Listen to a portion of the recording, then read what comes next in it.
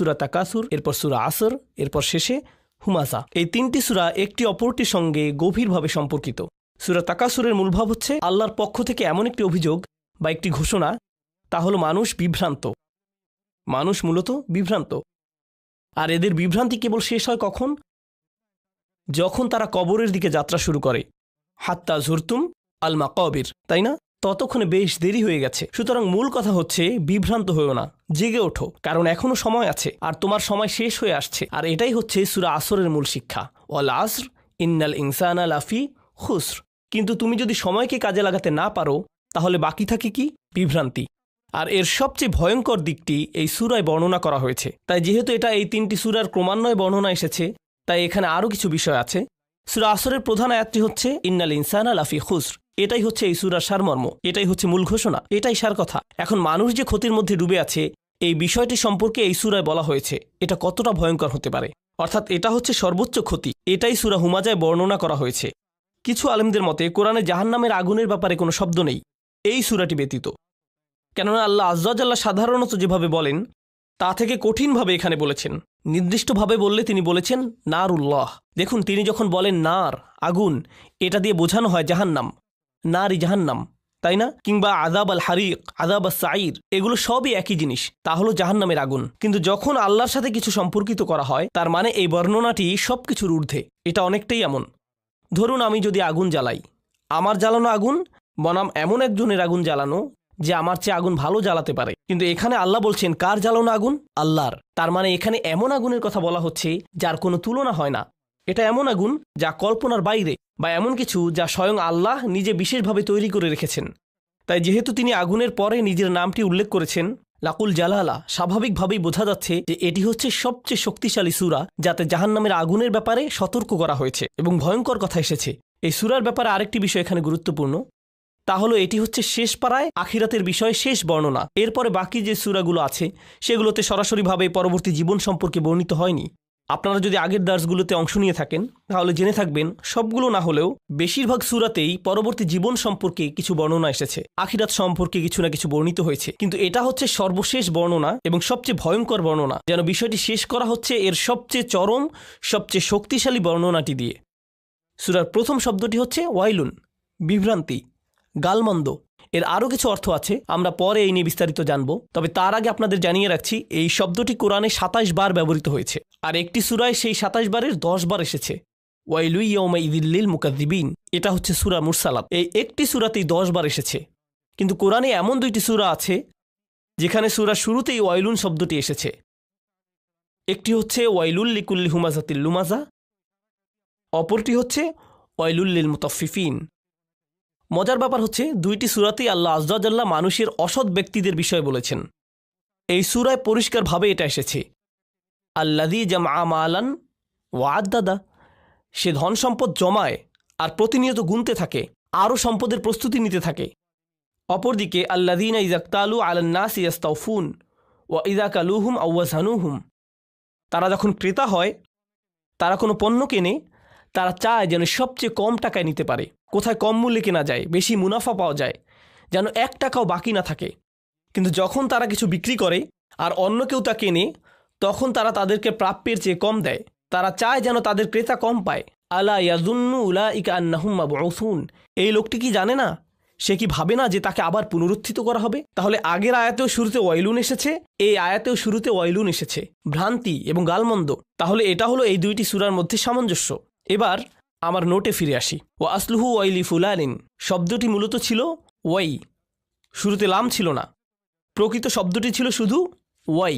বাক্যেটার ব্যবহার হবে ওয়াই লি ফুলান, লাম এখানে হারফে জার। আপনারা যারা এখানে এটা জানেন না, আপনারা আলহামদুলিল্লাহ জানেন, তাহলে হারফে জার হচ্ছে লি ফুলানিন, অমুকের উপর যেন এই অভিশাপ পড়ে, অমুকের উপর যেন এই অভিশাপ পড়ে, এটাই হচ্ছে ওয়াই লি ফুলান। আর এভাবেই আসলে তারা কাউকে অভিশাপ দিত, ওয়াইলাকা। এমনকি এটা কোরআনেও এসেছে, যখন বাবা মা দেখে তাদের বাচ্চা, তাদের ছেলে, তাদের মেয়ের ইমানের সব আশা শেষ হয়ে গেছে, তখন আল্লাহ সেই ধৈর্যহীন বাবা মায়ের বর্ণনায় বলেন ওয়াইলাকা আমিন, তোমার উপর অভিশাপ লাগুক, তোমার ইমানের এই অবস্থা কেন, যেন তাদের সব আশা শেষ হয়ে গেছে। এটা খুবই শক্তিশালী একটি কথা। তাহলে এখানে আলাদা দুইটি শব্দ আছে, কিন্তু এরপরেই তারা এত জোর দিয়ে বলে ওয়াইলি ফুলান, যেন ওয়াও আর লাম একত্রে এমন শোনা যায়। যেন এটা একটি শব্দ। আলংকারিক দিক থেকে ওয়াই শব্দটির দুইটি অর্থ আছে।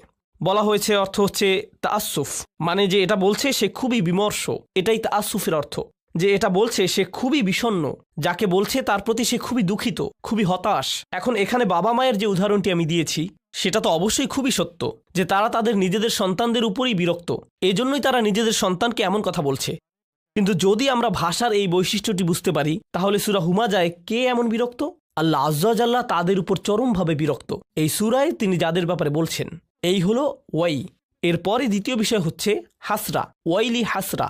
হাসরা অর্থ হচ্ছে, বাংলা করলে এর অর্থ দাঁড়ায় অরণ্যে রোদন, সংক্ষেপে বললে আফসোস করা। তবে আফসোস দিয়ে আসলে পুরোপুরি বোঝানো যায় না। এমন বিষয় আফসোস করা যা কখনোই ফিরে আসবে না, অসম্ভব কিছুর জন্য আফসোস। এমন বিষয় আফসোস করা যা কখনোই ফিরে আসবে না। ধরুন আপনি একটা ভুল করলেন, এরপরে শুধরে নিলেন, কিন্তু এখানে এজন্যই বাংলায় একে বলে অরণ্যে রোদন। অরণ্যে রোদন মানে বৃথা চেষ্টা। এটাই হচ্ছে হাসরা। এটা এমন হাসরা যাদের বিপক্ষে ওয়াইল শব্দটি এসেছে, তারা আর ফিরে যেতে পারবে না।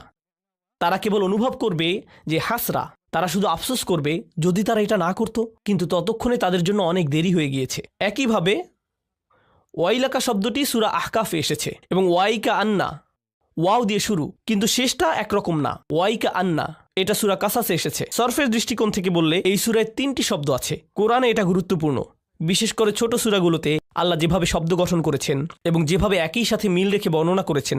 একটি হচ্ছে হুমাজা, শেষে তা মারবুতা আছে, লুমাজা, এর সাথে মিলে ফুআলা, তাহলে হুমাজা, লুমাজা, এবং এদের সাথে মিলে তৃতীয় শব্দ হলো হুতামা। তাহলে আল্লাহ আজ্জা ওয়া জাল্লা শেষ পর্যন্ত বলছেন অমা আদরাকা মা আল হুতামা, তাই না? হুতামা। তাহলে এই 3টি শব্দের মধ্যে মিল আছে। এখন ভাষাগত বিশ্লেষণ করলে এটা কিন্তু কোনো কাকতালীয় ব্যাপার নয়। সূরাটি ভালোভাবে পড়লে আমরা বুঝতে পারি এই 3টি মিলের মধ্যে প্রথম 2টি বিষয় হুমাজা এবং লুমাজার সাথে শেষ বিষয়টি হুতামার মিল রয়েছে। আলংকারিক এবং অর্থগত দিক থেকে এদের মধ্যে সম্পর্ক রয়েছে। তাই আল্লাহ তাআলা এই 3টি বিষয়কে একত্রে বলেছেন। যাই হোক, এই শব্দগুলোর ব্যাপারে প্রথমত আপনাদের বলতে চাই যে এগুলোর মধ্যে কাসরা রয়েছে। এর মানে হলো এগুলো দিয়ে এমন কিছু বোঝায় যা অনেকবার ঘটে থাকে। হুতামা দিয়ে এমন কিছু বোঝায় যা অনেকবার ঘটে থাকে। হুমাজা দিয়েও তাই, লুমাজা দিয়েও তাই। হুমাজ এবং লুমাজ হচ্ছে আসলে মূল শব্দ। আর আরবের বেশিরভাগ ভাষাবিদ এবং অভিধানের মতে এর মানে হচ্ছে কারিবুল মাআনা। এর মানে হচ্ছে এগুলো প্রায় একটি অপরটির পরিবর্তে ব্যবহার করা যায়। এই দুইটির মধ্যে পার্থক্য খুবই কম। ইমাম রাজি বলেছেন, ইবনে আব্বাস রাদিয়াল্লাহু তাআলা আনহু বলছেন, হুমাজ হচ্ছে কারো পেছনে বলা, আর লুমাজ হচ্ছে সামনাসামনি। তাহলে হুমাজা হচ্ছে সে যে কারো পেছনে বাজে কথা বলে, যাকে আমরা গীবত বলে থাকি। তারা এটা খুব বেশি করে, শব্দটি দিয়ে এমনই বোঝা যায়। আর লুমাজ হচ্ছে সে যে কাউকে সামনাসামনি ভৎসনা করে। এখানে আপনাদেরকে বলে রাখি যে বর্তমানে অনেকেই বলে আমি তো তোমার পেছনে বলছি না, যেন সামনাসামনি কাউকে অপমান করাটা ভালো কিছু। এর মানে এই না যে আপনি ভালো কিছু করে ফেলেছেন, এরপরেও এটা খারাপ একটি কাজ। কেননা আল্লাহ এখানে লানত করেছেন শুধুমাত্র যারা পেছনে বলে তাদেরকেই নয়, বরং তাদেরকেও যারা সামনাসামনি বলে। এটা কোনো বড় কিছু নয়, কিংবা বড় কোনো মর্যাদাবান কাজ নয় যে আপনি কাউকে সবার সামনে হেউ করে বীরত্ব দেখাবেন। এখন ইমাম রাজি এখানে 2টি গুরুত্বপূর্ণ কথা বলেছেন। একটি হলো মুসলিমরা আসলে অবনতির দিকে যাচ্ছে। 3 জন বা 4 জন, ধরা যাক 4 জন মুসলিম একসাথে দুপুরের খাবার খাচ্ছে। তারা 5ম জনের ব্যাপারে কথা বলছে যে এখানে নেই। যেহেতু সে খেতে আসেনি, তারা ভাবলো তার ব্যাপারে কথা বলারই তো সুযোগ। আবার এদের মধ্যে একজন যদি বলে, ওহ আমার এখন যেতে হবে, আমার একটা মিটিং আছে, এরপর সে চলে গেল। এবার 3 জন বাকি থাকলো। বলুন তো এই 3 জন এখন কি করবে? তারা 4র্থ জনকে নিয়ে বলা শুরু করবে, সে একজন ভালো মানুষ, কিন্তু তার কি সমস্যা জানেন? এটা বলে সে বলা শুরু করবে। আরও ভয়ঙ্কর হচ্ছে, কখনো হয়তো তাকে আসলে যেতেও হবে না, বাকি 3 জন এমনিতেই তার উপর চড়াও হবে এবং অপমান করবে। আমরা শুধু মজা করছি, তুমি বুঝতে পারছো? আমরা তো মজা করছি, তাই না? কেবল মজা করছি।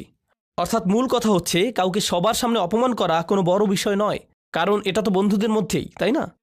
এটা কারা করে?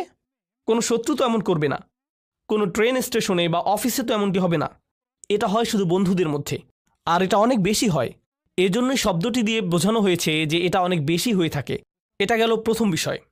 দ্বিতীয় বিষয়, কুল্লু যালিকা দাখিলুন ফি যাজরি ওয়ান নাহি। কুল্লু যালিকা নিয়ে আমরা পরে বলবো, আমি এটা নোটে এখনো লিখিনি, আপনাদের উৎসাহ ধরে রাখতে আমি এটা পরে বলবো। মুফাসসির এ বিষয়ে মন্তব্য করেছেন, তিনি বলেন এই সবই আল্লাহর তিরস্কারের মধ্যে অন্তর্ভুক্ত যা আল্লাহ নিষিদ্ধ করেছেন। অর্থাৎ আল্লাহ 2টি বিষয় বলেছেন, হুমাজা এবং লুমাজা, এই 2টি বিষয়। কিন্তু মুফাসসিরগণ একটি বড় লিস্ট করেছেন যে কোন ধরনের মানুষেরা এই বর্ণনার মধ্যে পড়বে।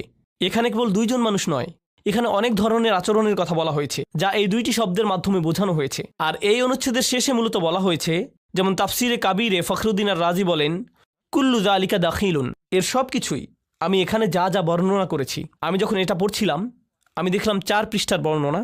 4 পৃষ্ঠার বর্ণনা এসেছে শুধু এটা বোঝাতে যে হুমাজা কারা আর লুমাজা কারা। আর এই সবগুলি তিরস্কার ফিজাজর অর্থাৎ তিরস্কার, আল্লাহর হুঁশিয়ারি এই সূরায় এসেছে।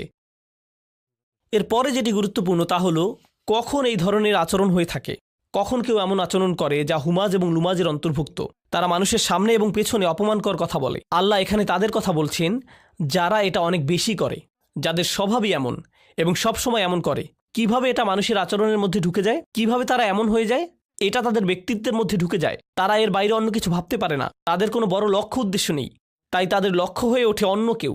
অনেক সময় কি হয় জানেন, এমন সব নিয়ে পুরো উপন্যাস, টিভি শো, এমনকি পুরো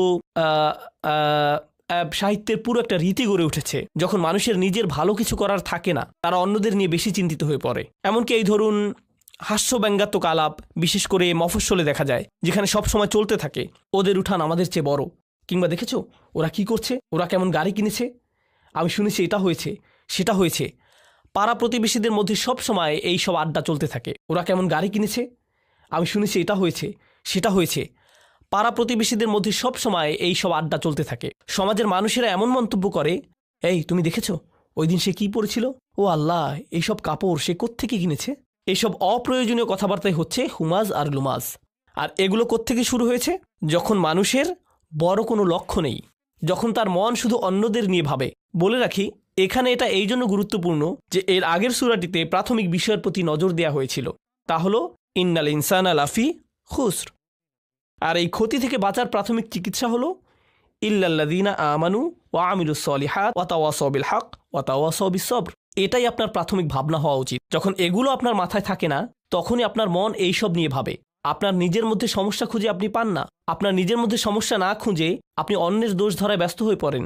আসলে সম্ভবত মুফতি মুহাম্মদ শফি দুর্বল ব্যক্তিত্বের মানুষ সম্পর্কে একটি উর্দু কবিতায় বলেছিলেন যে নিজের দোষ দেখতে পায় না, নিজের দোষ ঢাকার জন্য সে যা করে তা হলো সবসময় অন্যের দোষ খুঁজে বেড়ায়, সবসময় অন্যের দোষ খুঁজে বের করে।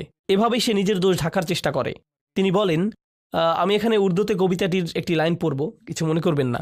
আরও কি আজমত কে জানে, আরও কি আজমত কে জানে, কমজর্ফ জো ইনসা হতে হে। এর অর্থ হচ্ছে, যারা ব্যক্তি হিসাবে নিচু চরিত্রের তারা কিভাবে অন্যদের ভালো দিকের প্রশংসা করবে। তারা অন্যদের মধ্যে কেবলই সমস্যা দেখতে পায়। যখন কেউ অন্যদের মধ্যে কেবলই সমস্যা দেখে, সামনাসামনি কিংবা পেছনে, এর মানে কি জানেন, তারা নিজেরাই নিচু মানসিকতার, তারা মানুষের ভালো কিছু দেখতে পারে না, তারা শুধুই সমস্যা খুঁজে পায়। আর এতে তারা নিজেদের ছাড়া অন্য কারো ক্ষতি করে না। আল্লাহ আমাদের এই ধরনের আচরণ থেকে দূরে থাকার তৌফিক দিন। তো আমি আপনাদের সূরা তাকাসুর, সূরা আসর ও সূরা হুমাজার মিলের ব্যাপারে বলেছি, তাই আমি নোটের এই অংশটি বাদ দিচ্ছি। আমরা সরাসরি প্রখ্যাত ভাষাবিদ মুফাসসির আজ-জামাখশারির মন্তব্যে যাব। তিনি আল কাশাফ গ্রন্থ লিখেছেন।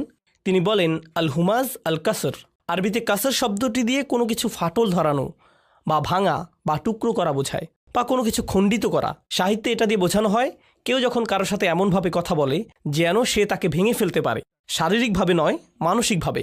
সে তার সম্মান নষ্ট করতে চায় কিংবা তার আত্মসম্মানে ফাটল ধরাতে চায়, এমন কিছু বোঝায়। ভাষাগত দিক থেকে এই শব্দটি দিয়ে হুমাজ এর মনোভাব বোঝায়। এরপর তিনি বলেন, লুমাজ আত-তাআন। লুমাজ হচ্ছে মূলত ব্যঙ্গাত্মক স্বর, কাউকে নিয়ে বিদ্রুপ করা। বলে রাখি, বিদ্রুপ গুরুত্বপূর্ণ, বিদ্রুপ বোঝাটা গুরুত্বপূর্ণ, কারণ বিদ্রুপ কিন্তু প্রশংসা করেও করা যায়, কিন্তু অপমানের উদ্দেশ্যে। ধরুন আপনি কাউকে বললেন, ওয়াও তুমি তো বিশাল পণ্ডিত, আসলে আপনি বলছেন যে তুমি একটা মূর্খ, তাই না? তখন সে বলবে, তুমি আমার সাথে এভাবে কথা বলছো কেন? না না না, আমি বলছি যে তুমি একজন পণ্ডিত, তাই না? তো সে মনে করে সে এখানে কোনো ভুল করেনি, এটা কোনো ব্যাপার না। কিন্তু আসলে আল্লাহ তাআলা ভালোভাবেই জানেন সে এই কথাটা কোন উদ্দেশ্যে বলেছে। আর যাকে অপমান করা হচ্ছে বা ব্যঙ্গ করা হচ্ছে সেও এটা জানে, তার অন্তরেও এটা গেঁথে যায়। তাহলে লুমাজা তুআনা বলা হচ্ছে যে লুমাজা হচ্ছে তারা, বা লুমাজা তাআনাহু এটাও এসেছে, সে তাকে লামাজ করেছে, অর্থাৎ সে তাকে ব্যঙ্গ করেছে। অল মুরাদুল কাসরা মিন আরাদিন নাস, এর অর্থ হলো এমনভাবে ভাঙা বা ফাটল ধরানো যখন আপনি তার সাথে থাকেন না, অর্থাৎ তার পেছনে বলা। অল আরদু মিনহুম ওয়া সিয়াবুহুম, সবসময় তার দোষ খুঁজে বেড়ানো এবং তার ব্যাপারে গীবত করা। অত-আন ফিহিম, এবং তার ব্যাপারে ব্যঙ্গ বিদ্রুপ করা। বিনাউ ফুআলা, এর গঠন নমুনা বা সরফ হিসেবে ফুআলা শব্দটি হচ্ছে হুমাজার মতো। ইয়াদুল্লাহ আলা আন্না যালিক ওয়া আদাতিম মিনহুম, এটা দিয়ে বোঝা যায় এটা এমন একটা গুণ যা তার স্বভাবগত, সে সব সময় এমন করে। একই রকম আরেকটি বিষয় হচ্ছে মানে হলো কাউকে অভিশাপ দেয়া এবং কারো প্রতি ব্যঙ্গ করা। জামাকশারির মতে এটাও হুমাজার অন্তর্ভুক্ত। কাউকে গালমন্দ করার অর্থ হচ্ছে কারো ব্যাপারে বাজে কথা বলা, এটা হচ্ছে লানাহ বা সত্যি সত্যি অভিশাপ দেয়া, কারো ব্যাপারে বদদোয়া করা ইত্যাদি। আর দ্বিতীয়ত আদ্দাহিকা মানে হলো ব্যঙ্গ করা, কাউকে নিয়ে মজা করা এবং শাসানোর স্বরে কথা বলা। এখন কারো দিকে তাকিয়ে সুন্দর হাসি একরকম আর ব্যঙ্গাত্মক হাসি অন্যরকম। আমার মনে হয় আমরা সবাই এটা বুঝি, তাই না? আবার সত্যিকার চালাক প্রকৃতির লোক এমন করে, তাহলে সে বলে বাহ, আমি তোমার দিকে হেসে তাকাই, এটা তুমি চাও না? কি সমস্যা তোমার? তুমি কি সুখ শান্তি চাও না? তো তারা মনে করে তাদের এই চালাকির মাধ্যমে তারা এটা উতরে যেতে পারবে। এখন রুহুল মাআনি আমার খুবই পছন্দ, বলে রাখি। তাফসিরুল আলুসি, তার তাফসির আমার পছন্দ এই কারণে যে তিনি একটি আয়াত পড়লে সেই আয়াতের জন্য একটি মাসাইল তৈরি করতেন। সেই আয়াতে যে বিষয়গুলো তার বোঝা দরকার তিনি সেগুলোর একটি লিস্ট করতেন। এই বিষয়টি আমার বুঝতে হবে। আল মাসআলাতুল উলা, আস-সানিয়া, আস-সালিসা, আর-রাবিআ ইত্যাদি। এরপর তিনি যা করতেন এটা অসাধারণ বুদ্ধিবৃত্তিক সততা। তিনি বলতেন আয়াতটি পড়ার পরে আমার মনে হয়েছে প্রথম সমস্যার সমাধান হচ্ছে এটা এটা এটা, অন্যরা এর সমাধান এভাবেই করেছে, কিন্তু চতুর্থ ও পঞ্চম সমস্যার সমাধান অন্যরা এভাবে করেছে, আমার সেগুলো উপযুক্ত মনে হয়নি, কিন্তু আমার নিজের কাছেও এর উপযুক্ত কোনো সমাধান নেই, আল্লাহু আলাম। কখনো তিনি মনে করেছেন তার কাছে এর উত্তর আছে, কখনো আবার মনে করেছেন নেই। যখন তার কাছে নেই তিনি বলবেন আমি জানি না, এই সমস্যাটি আছে, আল্লাহই ভালো জানেন। তিনি আল্লাহর উপরই ছেড়ে দিলেন। সুবহানাল্লাহ। তিনি সততার সাথে জানিয়ে দিতেন তিনি কি জানেন, আবার এটাও জানিয়ে দিতেন যে তিনি কি জানেন না বা বুঝতে পারেননি। সুবহানাল্লাহ। এটা এই তাফসিরের একটা অসাধারণ গুণ যার নাম রুহুল মাআনি। তো তিনি যে মাসাইলগুলো তালিকা করেছেন, আল মাসআলাতুল উলা, আল ওয়াইলু লাফজুহু জাম ওয়াস সাকত। ওয়াইল শব্দটি এমন একটি শব্দ যার শব্দ প্রণালীতে জাম রয়েছে। গত সেশনে জাম নিয়ে আলোচনা করেছিলাম, কারো মনে আছে? জাম কি? দোষারোপ করা। মনে পড়ছে? দোষারোপ করা, এই শব্দটি দিয়ে কাউকে দোষারোপ করা হয়। কঠোরতা, ওয়াহিয়া কালিমাতু কুল্লু মাকরাবিন, এটা খুবই কঠিন বর্ণনা। এই শব্দটি দিয়ে তাদেরকে বোঝায় যারা মানসিকভাবে ব্যথিত, অর্থাৎ কেউ অন্য কারো কথা বা অঙ্গভঙ্গির দ্বারা অসহায় বোধ করে, কোনো না কোনোভাবে অপমানিত বোধ করে, অর্থাৎ যে এমন অসহায় বোধ করে তার অন্তর থেকে এই শব্দটি চলে আসে, তারা অত্যাচারীর থেকে মুখ ফিরিয়ে নেয় এবং যে তার উপর অত্যাচার করছে তাকে ওয়াইল বলে সম্বোধন করে, কারণ তার আর কিছুই করার থাকে না। তাই এই অনুভূতিকেই এখানে ওয়াইল বলা হয়েছে। কেবল শব্দই নয়, সে যখন অপমানিত বোধ করছে, সে কষ্ট পেয়ে তার কাছ থেকে সরে গিয়েছে, এই অনুভূতিকে ওয়াইল বলা হয়। শেষ হওয়ার আগ পর্যন্ত প্রশ্ন নিতে পারছি না, দুঃখিত, কারণ এটা রেকর্ড হচ্ছে। হ্যাঁ, দুঃখিত। তো এখানে যে বিষয়টি বুঝতে হবে তা হলো, যখন কেউ অপমানিত বোধ করে এবং সে তার প্রতি ওয়াইল করে যে তাকে অপমান করেছে, কিন্তু এই সূরায় সেই মানুষ আসলে ওয়াইল করছে না। কে ওয়াইল করছে? আল্লাহ। অর্থাৎ মাকরুবের বদলে যে অপমানিত হয়েছে তার বদলে এখানে এই শব্দটি ব্যবহার করে আল্লাহ তার পক্ষে দাঁড়িয়েছেন এবং স্বয়ং আল্লাহ তাকে তিরস্কার করছেন যে অপমান করছে মানুষকে। সুবহানাল্লাহ। এটা খুবই সিরিয়াস ব্যাপার, কারণ সাধারণত ইসলাম অধ্যয়নে আমরা দেখেছি কেউ কারো বিপক্ষে বদদোয়া করা নিয়ে বিভিন্ন বর্ণনা পাই। উদাহরণস্বরূপ ইয়াকুম ওয়া দাওয়াতাল মাজলুম, বিখ্যাত হাদিস। মজলুমের বদদোয়ার ব্যাপারে সাবধান। যদি মজলুম আপনার বিপক্ষে বদদোয়া করে, সাবধান। বুঝতে পারছেন? এটা খুবই সিরিয়াস ব্যাপার। এরপর আসবে এর চাইতেও বড় কথা, যখন ফেরেশতারা কারো ব্যাপারে বদদোয়া করে। উলাইকা ইয়ালআনুহুমুল্লাহ ওয়া ইয়ালআনুহুমুল লাঈনুন। এটা খুবই সিরিয়াস ব্যাপার। কিন্তু এই সব কিছুর উপরে যখন আল্লাহ বিশেষভাবে স্বয়ং আল্লাহ কারো ব্যাপারে ওয়াইল বলেছেন, এটা কতটা ভয়াবহ হতে পারে? এটা খুবই ভয়ঙ্কর ব্যাপার। এটা খুবই খুবই ভয়ঙ্কর ব্যাপার। এটা বিশেষভাবে উল্লেখ করা প্রয়োজন, কারণ আমরা এটাকে উল্টোভাবে নিয়েছি, একে আমরা খুবই হালকাভাবে নিয়েছি। এরপরে যে বিষয়টি বলবো, এখান থেকে আরবিতে কিছু পয়েন্ট আছে, আমি সেগুলো পড়ছি। বলা হয়েছে যে ওয়াইল শব্দটি দিয়ে কুৎসিত কিছুও বোঝায়, অর্থাৎ এটা দিয়ে কেবল তাকে বোঝায় যে কোনো জঘন্য কাজের সাথে যুক্ত, নিকৃষ্ট, বাজে, কুৎসিত এবং ন্যাক্কারজনক। ওয়াইস ইস্তিসগার, ওয়াইলের বদলে ওয়াইস আসার কারণে লামের বদলে আমি শব্দের শেষে কি বলেছি? সিন। এটা দিয়ে বোঝায় সমাজে কাউকে ছোট করে দেখা, অর্থাৎ কাউকে হীনমন্যতায় ভোগানো। ওয়াইস দিয়ে এটাই বোঝায়। যাই হোক, ফানাব্বাহা বিহাদা আলা কাবহি হাদাল ফিল, এই কাজটি কতটা নিকৃষ্ট তা সম্পর্কে আল্লাহ জানিয়ে দিলেন। মূলত তিনি সতর্ক করলেন। ওখতালাফু ফিল ওয়াইর আল্লাযী ফি হাযিহি সূরা, এই সূরাতে যে সতর্কতা দেয়া হয়েছে তা নিয়ে মুফাসসিরগণ ভিন্ন মত পোষণ করেছেন।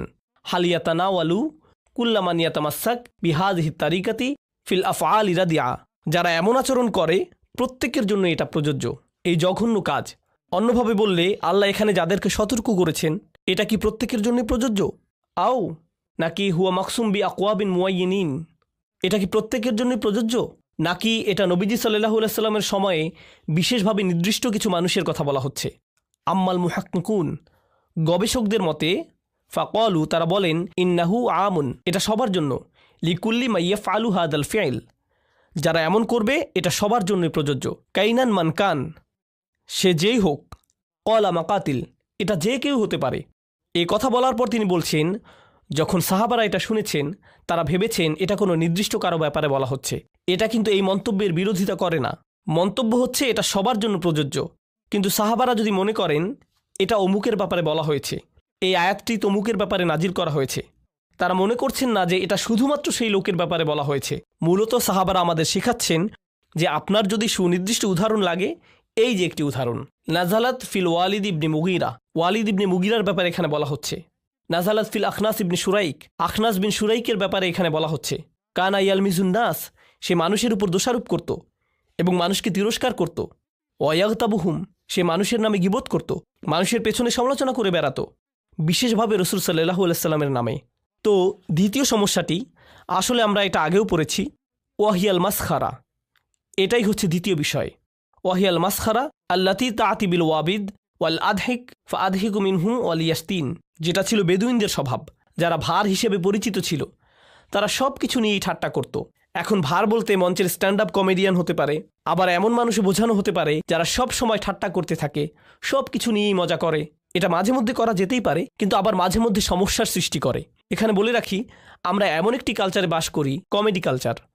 আমাদের আনন্দের বড় জায়গা জুড়ে আছে কমেডি, স্ট্যান্ড আপ কমেডি জাতীয় বিষয়। আপনি যদি কমেডিগুলো ভালোভাবে দেখেন, এখানে কিছু বিষয় স্পষ্ট দেখা যায়। প্রথমত নির্লজ্জতা, বেহায়াপনা এবং নির্লজ্জতা।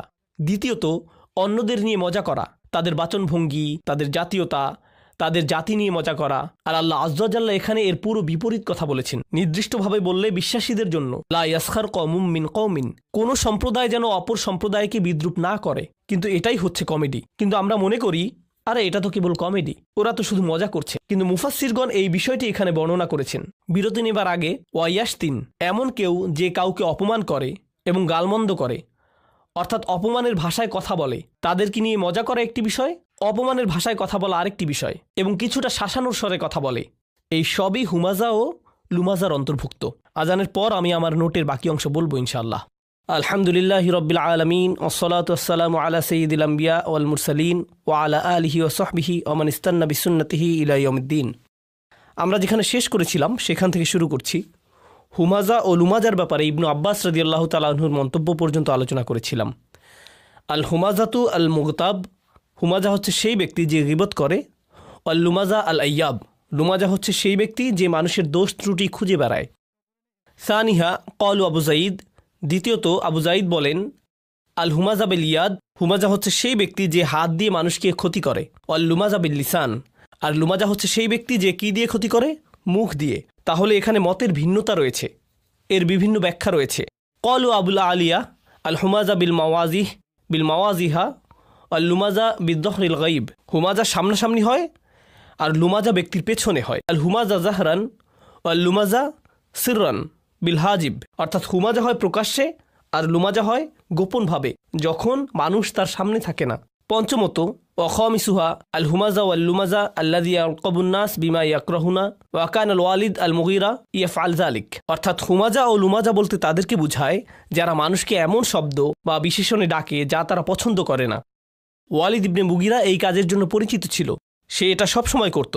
হাসান বলেন, আল হুমাজা আল্লাযী ইয়াযকুরু আখুহু বিসসুই আল লুমাজা আল্লাযী ইয়াযকুরু আখুহু বিসসুই ওয়া ইয়াইবুহু, তিনি বলেন হুমাজা হচ্ছে সেই ব্যক্তি যে এমন একজন ব্যক্তিকে নিয়ে মজা করে এবং দোষ খুঁজে বের করে যে তার পাশে আছে, মানে তার বন্ধু বান্ধবের মধ্যে, এবং সে অনবরত তার উদ্দীপনা নষ্ট করার চেষ্টা করে এবং অপমান করার চেষ্টায় থাকে। এমনকি সে তার দিকে যেভাবে তাকায়, ইয়াকসিরু আলাইহি আইনাহু, এটা দিয়ে বোঝা যায় যে সে তার দিকে বরত্ব নিয়ে তাকায়। তাই এমনকি মুখের অভিব্যক্তিও হুমাজা শব্দে উঠে এসেছে। আপনি কারো দিকে নিচু করার দৃষ্টিতে তাকাতে পারেন, এমনকি আরও এখানে পরিষ্কারভাবে বলা হয়েছে, এখানে কিছু সাহাবা বা তাবিগণ বলেছেন এখানে ওয়ালিদ ইবনে মুগিরার কথা বলা হচ্ছে। আল্লাহ তাআলা তার মুখের অভিব্যক্তি তুলে ধরেছেন, সুম্মা নাজর সুম্মা আবাসা ওয়াবাসর সুম্মা আদবার ওয়াস্তাকবার। তার এই পুরো অভিব্যক্তি এখানে হুমাজা হিসেবে বর্ণিত হয়েছে। সে রসুল সাল্লাল্লাহু আলাইহি সাল্লামকে দেখিয়ে তার লোকদের বলতো, যখন কোরআন পাঠ করা হতো সে বলতো, এটা ভালোভাবে যাচাই করে দেখো তো, পরীক্ষা করে বলো যে এটা আসলেই কোনো ওহী কিনা, কারণ তুমি তো আমাদের মধ্যে সেরা কবি, তাই যাও এটা ভালোভাবে শুনে তোমার মতামত জানাও, তোমার সুচিন্তিত মতামত জানাও। তারা তাকে পাঠালো। সে যে কাজে এসেছে সেটা তার জন্য একটা বড় কাজ, কিন্তু সে সেটা প্রকাশ করতে পারছে না। প্রকাশ করাটা তার সম্মানে বাধে। তাই সে রসুলের দিকে তাকালো কিছুটা অহংকারী চেহারায়। সত্যি এটাই সেটা। সে তার দিকে এমনভাবে তাকালো যেন এই সামান্য জিনিস এটাই সেই ওহী। তারপর সে বলল, আচ্ছা একটু ভেবে বলি। সুম্মা আবাসা, সে কিছুটা ভ্রু কুচকে তাকালো, তার কপালে ভাঁজ দেখা গেল। আবাসা, আচ্ছা এটাই তাহলে সেই সত্যিকারের ওহী। অবাসর, সে অন্যদিকে তাকালো। সুম্মা আদবারা, সে ফিরে তাকালো। ওয়াস্তাকবার, অহংকার প্রকাশ করলো। এটা শুধুই জাদু। ইনহাদা ইল্লা সিহরু ইউসার, আসলে এটাই আমার চিন্তিত মতামত। কিন্তু তার মত দেওয়ার আগে সে পুরো একটা নাটকীয় ভাবসাব দেখিয়েছে, কারণ সে জানে তার আশেপাশের মানুষেরা এটা দেখছে। আর এসব কিছুর কারণ হলো তাকে মানসিকভাবে বিপর্যস্ত করা। এরকম হয় না যে কখনো কেউ আপনার সাথে কথা বলছে আর আপনি মুখের কিছু অভিব্যক্তি করলেন আর সে বলল, কি হয়েছে, আপনি এভাবে তাকাচ্ছেন কেন, তাই না? আপনি কারো দিকে তাকানোর মাধ্যমে তার চিন্তা জগতে প্রভাব রাখতে পারবেন। এটা করা যায় যখন কেউ আপনার সাথে কথা বলে। এটা হচ্ছে তার জন্য এক ধরনের মানসিক আক্রমণ। এখানে এই বিষয়টি বর্ণনা করা হয়েছে। ওয়ালিদ ইবনে মুগিরার নামটি তার এই স্বভাবের জন্যই বিখ্যাত, লাআনাহুল্লাহ। আন আবিল জাওজা, আবু জাওজা বলেন, ক্বালা কুলতু ইবনে আব্বাস, তিনি বলেন আমি ইবনে আব্বাস রাদিয়াল্লাহু আনহুকে বললাম, ওয়াইলুল লিকুল্লি হুমাজাতিল লুমাজা, আমি আয়াতটি পড়লাম, মানহা উলাই আল্লাযীনা ইয়াজুমুহুমুল্লাহু বিল ওয়াইল, এই সকল লোকেরা কারা যাদেরকে স্বয়ং আল্লাহ তাআলা ওয়াইল হিসেবে তিরস্কার করেছেন? হুমুল মাশাউনা বিল নামিমা, ইবনে আব্বাস বলেন যারা মানুষকে খারাপ ভাষায় বাজে কথা ছড়িয়ে বেড়ায়, এখানে সেখানে বলে বেড়ায়। আল মুফাররিকুনা বাইনাল আহিব্বা, এই লোকেরা মানুষের মধ্যে সম্পর্ক নষ্ট করে বেড়ায়। আন নাঈতুনা লিন্নাসি বিল আইব, যারা প্রতিনিয়ত মানুষের নামে দোষ বলে বেড়ায়। তারা যেভাবে মানুষকে ডাকে, যেভাবে মানুষের ব্যাপারে কথা বলে, ও তুমি তো ওই বেটে লোকটার সাথে কথা বলছো, ও হা, আর বলে না, তারা যে শব্দ ব্যবহার করে তা সব সময় মানুষকে নিচু করার জন্য। ও তুমি ওই বিরক্তিকর মানুষটার কথা বলছো, বুঝতে পারছি, আমি তাকে চিনি। এভাবে সে মানুষদের নিয়ে কথা বলে। নাঈতুনা বিল আইব, সব সময় মানুষের নামে দোষ বলে বেড়ানো। এরপর ইবনে আব্বাস রাদিয়াল্লাহু তাআলা আনহুর আরেকটি বর্ণনা আমরা দেখতে পাই, ওয়া ইয়ালাম আন্না জামিআ হাযিহিল উজুহ মুতাকারিবা, এটা রাজির মন্তব্য। জেনে রাখুন এখানে যে সকল মন্তব্য, যে সকল ভিন্ন বর্ণনা এসেছে সবগুলোই একে অপরের সাথে সম্পর্কিত। রাজিআতুন ইলা আসলিন ওয়াহিদ, এগুলো প্রত্যেকটি একটি বিষয়ের প্রতি ইঙ্গিত করে। ওয়াহুয়া তাআন, আর তা হলো মানুষকে নিচু করে কথা বলা। ওয়া ইযহারাল আইব, এবং কারো দোষ ত্রুটি বর্ণনা করা। সুম্মা হাযা আলা কাসামাইন, এরপর জেনে রাখুন এগুলো দুইটি ভাবে হয়ে থাকে। ফাইন্নাহু ইম্মা আন ইয়াকুনা বিল জাদ্দি, এটা কারো প্রচেষ্টায় হতে পারে, অর্থাৎ কেউ হয়তো সত্যিকারভাবে এটা নিয়ে চিন্তা ভাবনা করে কাজ করছে। কামা ইয়াকুনু ইনদাল হাসাদ ওয়াল হাকাদ, এটা হাসাদ বা হিংসার কারণে হয়ে থাকে, হিংসার কারণে মানুষের ক্ষতি করে থাকে, এবং সেই সাথে হাকাদ অর্থাৎ বিদ্বেষ। ওয়া ইম্মা ইয়াকুনা বিল হাজল, আবার এটা খেলাচ্ছলেও হতে পারে, অর্থাৎ কারো হয়তো সত্যিকারভাবে হাম্মাজ বা লাম্মাজ মানে হুমাজা বা লুমাজা হওয়ার নিয়ত নেই, কিন্তু তারা এটা করে শুধু মজা করে, দুষ্টামি করে, হাসতে হাসতে। কামা ইয়াকুনু ইনদা সুখরিয়া ওয়াল ইদহাক, এটা কারোর সাথে মজা বা দুষ্টামি করে হতে পারে। ইম্মা ইয়াকুনা ফি আমরিন ইয়াতাআল্লাক বিদ্দিন, তিনি এটিকে অন্যভাবে দেখেছেন, এটা ধর্মের যে কোনো ব্যাপারেও হতে পারে। অর্থাৎ আপনি হয়তো কারো ধর্মীয় আচরণ, ধর্মীয় পোশাক, ধর্মীয় জ্ঞান ইত্যাদি নিয়ে মজা করছেন। এখানে আরেকটি বিষয় নোট করতে হবে, আলেমগণ এটিকে গুরুত্বের সাথে বর্ণনা করেছেন। বর্তমান সময়ে আমরা খুব অদ্ভুত সময় বাস করছি। বেশিরভাগ মুসলিমরাই মুসলিমদের মতো পোশাক পরে না বা কাজ করে না। তাই যারা খুব অল্প পরিসরে হলেও ধর্মকে ধারণ করে, হয়তোবা তাদের কথায়, তাদের বাহ্যিক পোশাকে বা সামাজিকতায় ইত্যাদি ইত্যাদি, যদি তারা কিছুটা ধর্মের প্রতিফলন দেখায়, তারা এমনকি মুসলিম সার্কেলেও ঠাট্টা বিদ্রুপের শিকার হয়। আমরাই তাকে ঠাট্টা বিদ্রুপ করি, অন্য ধর্মের কেউ নয়, বরং মুসলিমরাই করে। যখন এমনটি ঘটে, ধরুন কেউ হাসতে হাসতে বলল, ওই যে ওই লোকটার বড় দাড়ি আছে, কারো দাড়ি নিয়ে ঠাট্টা মশকরা করছেন, কিংবা কেউ হয়তো কারো হিজাব বা জিলবাব নিয়ে মজা করছে। এখানে আমাদেরকে বুঝতে হবে, যখন আপনি কারো দাড়ি নিয়ে মজা করছেন, আপনি আসলে তার দাড়ি নিয়ে মজা করছেন না, আপনি আসলে রসুল সাল্লাল্লাহু আলাইহি সাল্লামের একটি সুন্নাতকে নিয়ে ঠাট্টা করছেন। এটা মোটেও কোনো হালকা বিষয় নয়। ওই লোকটি ফ্যাশন করে দাড়ি রাখেনি, সেই লোকটি আসলে আল্লাহ রসুলকে অনুসরণ করার চেষ্টা করেছে। কিংবা কাউকে হয়তো হিজাবের জন্য ঠাট্টা করছেন, সে হয়তো অন্য কোনো দেশ থেকে এসেছে বা সে তার ধর্মীয় ভাবটা দেখাতে চায়। আমরা ধরে নেব তিনি এটা করছেন কারণ এটা আল্লাহর নির্দেশ। এটা আমরা ধরে নেব। আমরা ভাবব যে তিনি আয়েশা রাদিয়াল্লাহু আনহাকে অনুসরণ করছেন। যখন আয়াতটি নাজিল হয়েছিল তিনি রান্নাঘরে ছিলেন, তিনি রান্না করছিলেন, নবীজি বাড়ির মধ্যে হাঁটছিলেন। সেই সময় হিজাব সংক্রান্ত আয়াতটি নাজিল হয়েছিল আর তিনি জানালা দিয়ে তা শুনেছিলেন। তিনি সাথে সাথে তার কাপড় দিয়ে মাথা ঢেকে নিলেন। তারা এমন স্পিরিটকে অনুসরণ করেছেন। সুতরাং তাদেরকে নিয়ে মজা করার মানে হচ্ছে উম্মাহাতুল মুমিনিনকে নিয়ে মজা করা। এর মধ্যে কোনো পার্থক্য নেই। আমাদেরকে খুব সতর্ক হতে হবে যখন আমরা কোনো মানুষের সাথে নিচু স্বরে কথা বলবো যে কিনা ধর্ম মানার চেষ্টা করছে। এমনকি আপনি যদি তার মতের সাথে একমত নাও হন, এখানে আমি কোনো ফকিহ নই কিংবা আমি কোনো দিন ফিকের বিষয়ে নিজের কোনো অভিমতও দিব না, কারণ আমি এর যোগ্য নই। কিন্তু আমি আপনাকে এটা বলতে পারি যে ফিকের কিছু বিষয়ে মতের ভিন্নতা রয়েছে। উদাহরণস্বরূপ বিভিন্ন ফকিহগণ যেমন কুফার বা মদিনার ফকিহগণ যেভাবে তারা ধর্মকে দেখেছেন ইত্যাদি। বিভিন্ন আলেমগণের ভিন্ন মত রয়েছে। আমি আপনাকে বলবো না যে কার মতটি সঠিক, আমি এর যোগ্য নই।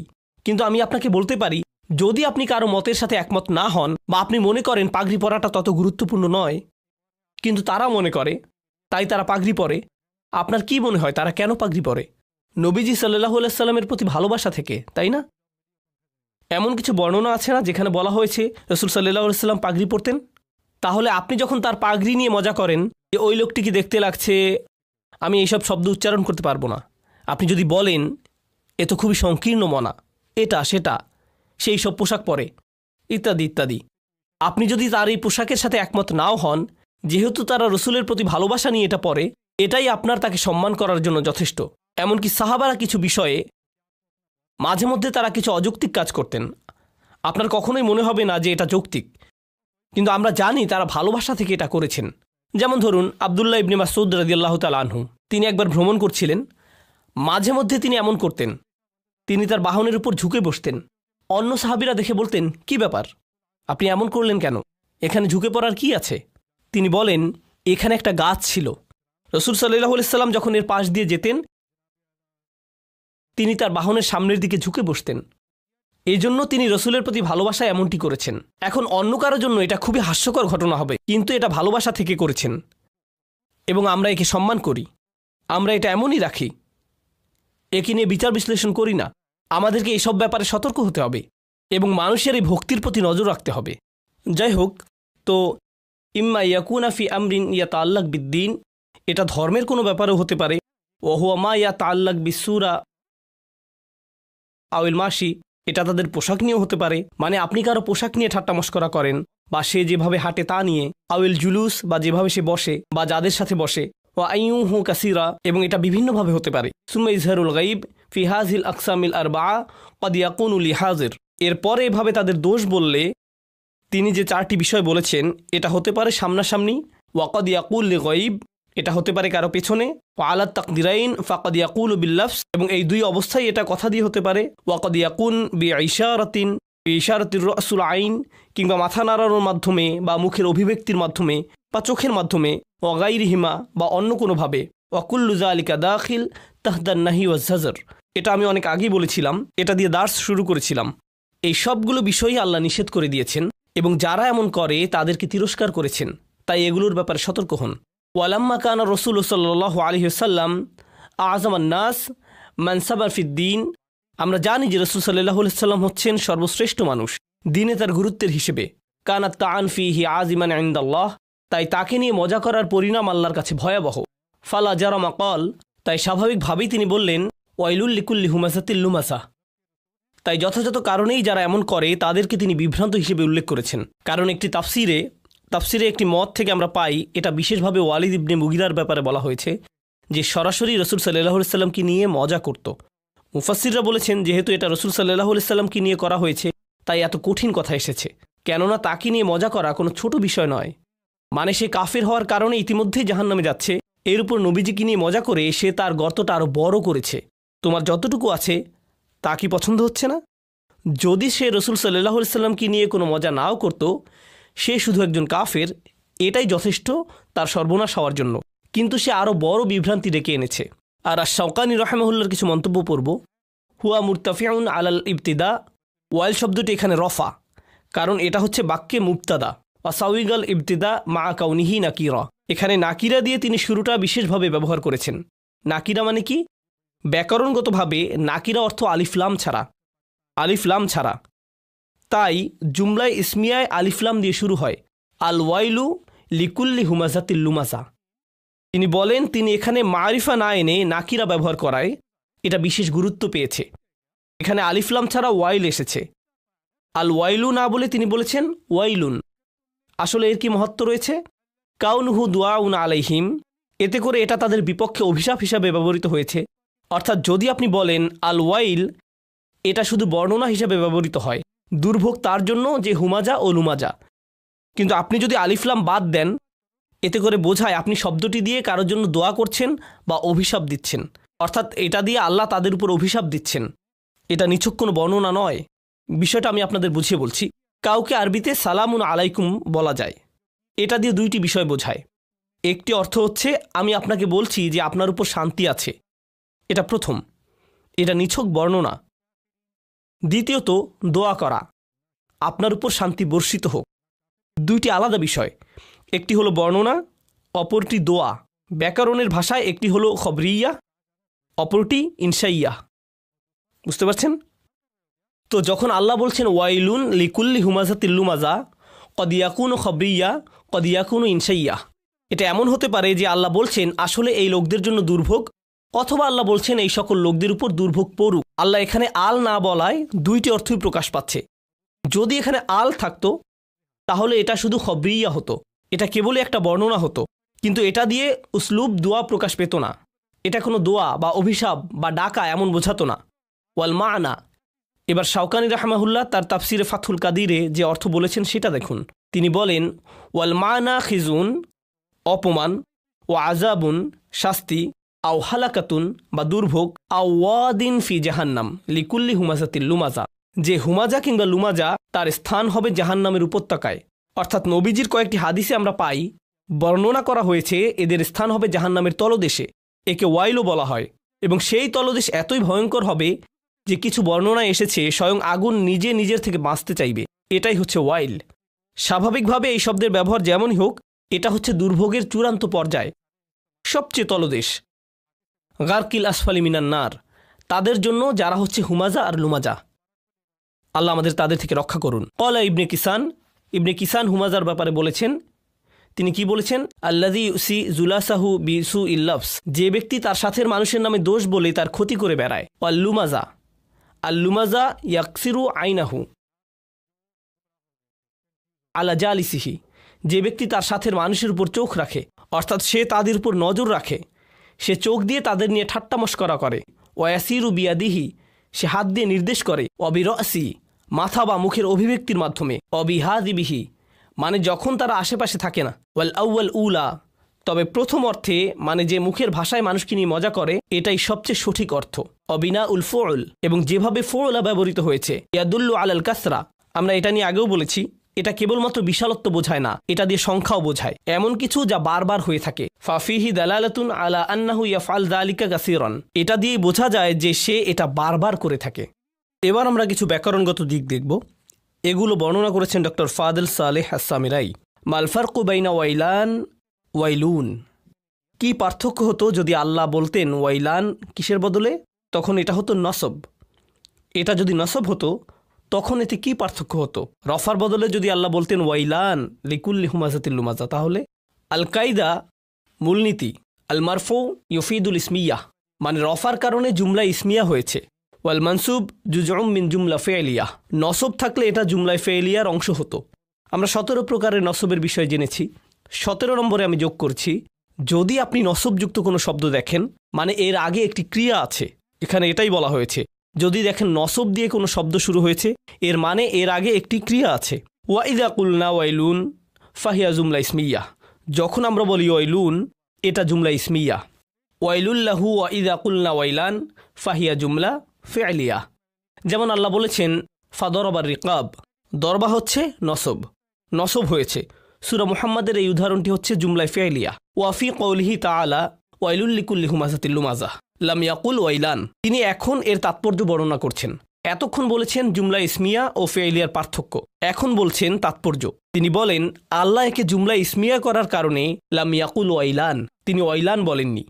লিআন্না হাযা হালাকুন দাইমুন লা ইয়ানকাতি, কারণ এটা এমন দুর্ভোগ যা চিরস্থায়ী, যা কখনোই শেষ হবে না। মনে রাখবেন জুমলায় ফেইলিয়া দিয়ে সাময়িক বোঝায় আর ইসমিয়া দিয়ে চিরস্থায়ী বোঝায়। তাই আল্লাহ এখানে ইসমিয়া ব্যবহার করেছেন কারণ এটা চিরস্থায়ী, যা কখনোই শেষ হবে না।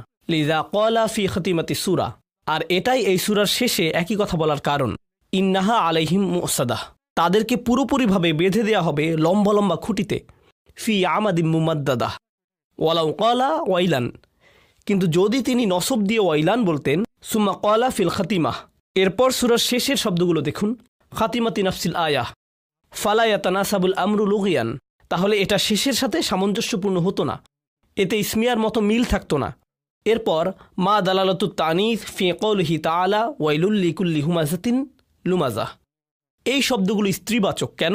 প্রশ্নকারী এখানে জিজ্ঞেস করছেন কিভাবে এটা স্ত্রীবাচক, কারণ শেষে তা মারবুতা এসেছে। কেন এখানে স্ত্রীবাচক শব্দ ব্যবহৃত হয়েছে? হাযা লাইসা মুআন্নিসান, এটা স্ত্রীবাচক নয়। আত্তা ইউতি বিহালিল মুবালাগা, এখানে তা ব্যবহৃত হয়েছে শব্দের আধিক্য বোঝানোর জন্য, ক্ষমতা দেয়া বা বড় করার জন্য। অতা আত্তানিস হিয়া লাইসাত ফাকাদলিত তানিস, এখানে স্ত্রীবাচক তা কেবল স্ত্রীবাচক করার জন্য ব্যবহৃত হয়নি। ওয়াইলুল লিকুল্লি হুমাযাতিন লুমাযা, আত্তা তাদুল্লু আলা তাকসির, তা দিয়ে আধিক্য বা অনেক ঘটে এমনও বোঝানো হতে পারে। মাসালান ফাইলাহ ওয়া ফাআলা মিন আউজানিন মুবালাগা, ফাইলাহ ও ফাআলা শব্দের ধরন হচ্ছে আধিক্য বোঝানো। যেমন রজুলুন আল্লামাহ অফাহামাহ, আল্লামা হচ্ছে অনেক বেশি জানে, যার অনেক বেশি জ্ঞান আছে। আল্লাম হচ্ছে জ্ঞানী, আল্লামা হচ্ছেন তার চেয়েও বড় জ্ঞানী। একইভাবে তিনি বলেন দাহিয়াহ আফআলিল মুবালাগা থেকে একই ধরনের আরেকটি শব্দ। এখন আমরা একটু এই শব্দগুলোর মূল সম্পর্কে জানবো ইনশাআল্লাহ তাআলা। আমরা এতক্ষণ তাফসিরের মন্তব্য পড়লাম, এবার এগুলোর মূল নিয়েও কিছুটা জানব। ফুআলাহ লুমাজাহ, এর অর্থ হলো হামাজাহ। আমরা হামাজা দিয়ে শুরু করি। হামাজা ইয়াহমিজু, শব্দগতভাবে এর অর্থ হলো কাউকে ছোট কিছু দিয়ে গুঁতো দেয়া, এটা হচ্ছে শাব্দিক অর্থ। মিহমাজ, আরবি ভাষায় এর অর্থ হলো ঘোড়সাওয়ারের পায়ের জুতোয় যে কাঁটা থাকে। আরবের ঘোড়সাওয়ারিদের পায়ের জুতায় কিছু কাঁটা থাকে, যখন ঘোড়াগুলো ধীরে চলে তারা লাথি মারে, কিন্তু তাদের জুতা দিয়ে নয়, তারা জুতার কোনা দিয়ে মারে, যাতে ঘোড়াগুলো বিরক্ত হয় এবং আরও জোরে দৌড়াতে থাকে। একে আরবিতে বলে মিহমাজ। এটা দিয়ে কাঠের লাঠিও বোঝানো যায়, যার শেষে লোহার দণ্ড থাকে। আউযু বিকা মিন হামাযাতি শায়াতিন, একটি আয়াত, আমি আপনার কাছে শয়তানের খোঁচা, জ্বালাতন, উপদ্রব থেকে আশ্রয় চাই। হুমাজা, যারা সব সময় মানুষকে জ্বালাতন করতে ব্যস্ত থাকে, তাদের কথা মানুষকে খোঁচা দেয়, বিরক্ত করে। এর মানে হচ্ছে কাউকে বিরক্ত না করে সে থামে না, তারা বিরক্ত করতেই থাকে যতক্ষণ না তার মুখে বিরক্তি দেখতে পায়, এবং যতক্ষণ সে এটা দেখতে না পায় তার মিশন চলতেই থাকে, সে বিরক্ত করতেই থাকে। এটাই হচ্ছে হুমাজা। এরপর লুমাজা সম্পর্কে বলি। দরাবা ইয়াদরিবু থেকে লামাজা ইয়ালমিজু হয়েছে, কারো ব্যাপারে খোঁজ খবর নেয়া, দোষ বের করা, মানে কারো ব্যাপারে অনবরত খোঁজ খবর নিতে থাকা যতক্ষণ পর্যন্ত আপনি কোনো দোষ খুঁজে না পান। আমরা তো সবাই মানুষ, আমাদের কিছু না কিছু দোষ থাকবেই, সমালোচনার যোগ্য হবে। হ্যাঁ, আমাদের সবারই কিছু খারাপ দিক আছে, সুতরাং আপনি যদি কারো দোষ খুঁজতে থাকেন, আপনি কি খুঁজে পাবেন? অবশ্যই। এরপরে সেটা নিয়ে খোঁচানো, অপবাদ দেয়া, সবাইকে বলা, অপবাদ দেয়া, প্রকাশ করা, অপমান করা, এটাই হচ্ছে লামাজা। লামাজাহু, সে তার দিকে তার চোখ, তার ঠোঁট বা তার নিচু স্বর দিয়ে অঙ্গভঙ্গি করল, অর্থাৎ কাউকে নিয়ে বিকৃত স্বর করা। এই যে এসেছে, ওই যে যাচ্ছে, এটাও লামাজাহু। এটা তাফসিরে নয়, বরং ভাষাগত অর্থ, যা আপনি পাবেন লিসানুল আরাবের মতো ডিকশনারিতে। সে খারাপ কথা বলে বা সে অন্যের দোষ খোঁজে, লামাজাহু দিয়ে এমনও বোঝায়। এর সাথে সাদৃশ্যপূর্ণ আরেকটি শব্দ হচ্ছে ইয়াগতাবুহুম, অর্থাৎ সে তার পিছনে নিন্দা করে। হুমাজার সাথে পার্থক্য কি? এই প্রশ্নটি আগেও এসেছে। হুমাজা ও হাম্মাজের মধ্যে পার্থক্য কি? কোরআনে একটি জায়গায় আল্লাহ বলেছেন হাম্মাজিন মাশাইম বিনামিম। আচ্ছা, হুমাজা ফা আসলুহা হুমাজ ওয়াহিয়া মিন সিয়াগিল মুবালাগা। হুমাজা শব্দের মূল অক্ষর হচ্ছে হুমাজ, এটা দিয়ে আধিক্য বোঝায়। এর সাথে একই রকম শব্দ হচ্ছে মিসলা হুতাম, লুকা, গুদার, ফুসাক ইত্যাদি। ওয়াকুলু আহলুল লুগা, এবং ভাষাবিদগণ বলেন মা বুলিগা বিত্তা ইয়াদুল্লু আলা নিহায়াতি ফিল ওয়াসফ ওয়াল গায়াতি ফিল ওয়াসফ। এটা গুরুত্বপূর্ণ। এখানে একটি অতিরিক্ত তা দিয়ে আধিক্য বোঝানো হয়েছে, যেটা দিয়ে একটি গুণের চরম আধিক্য বোঝা যায়।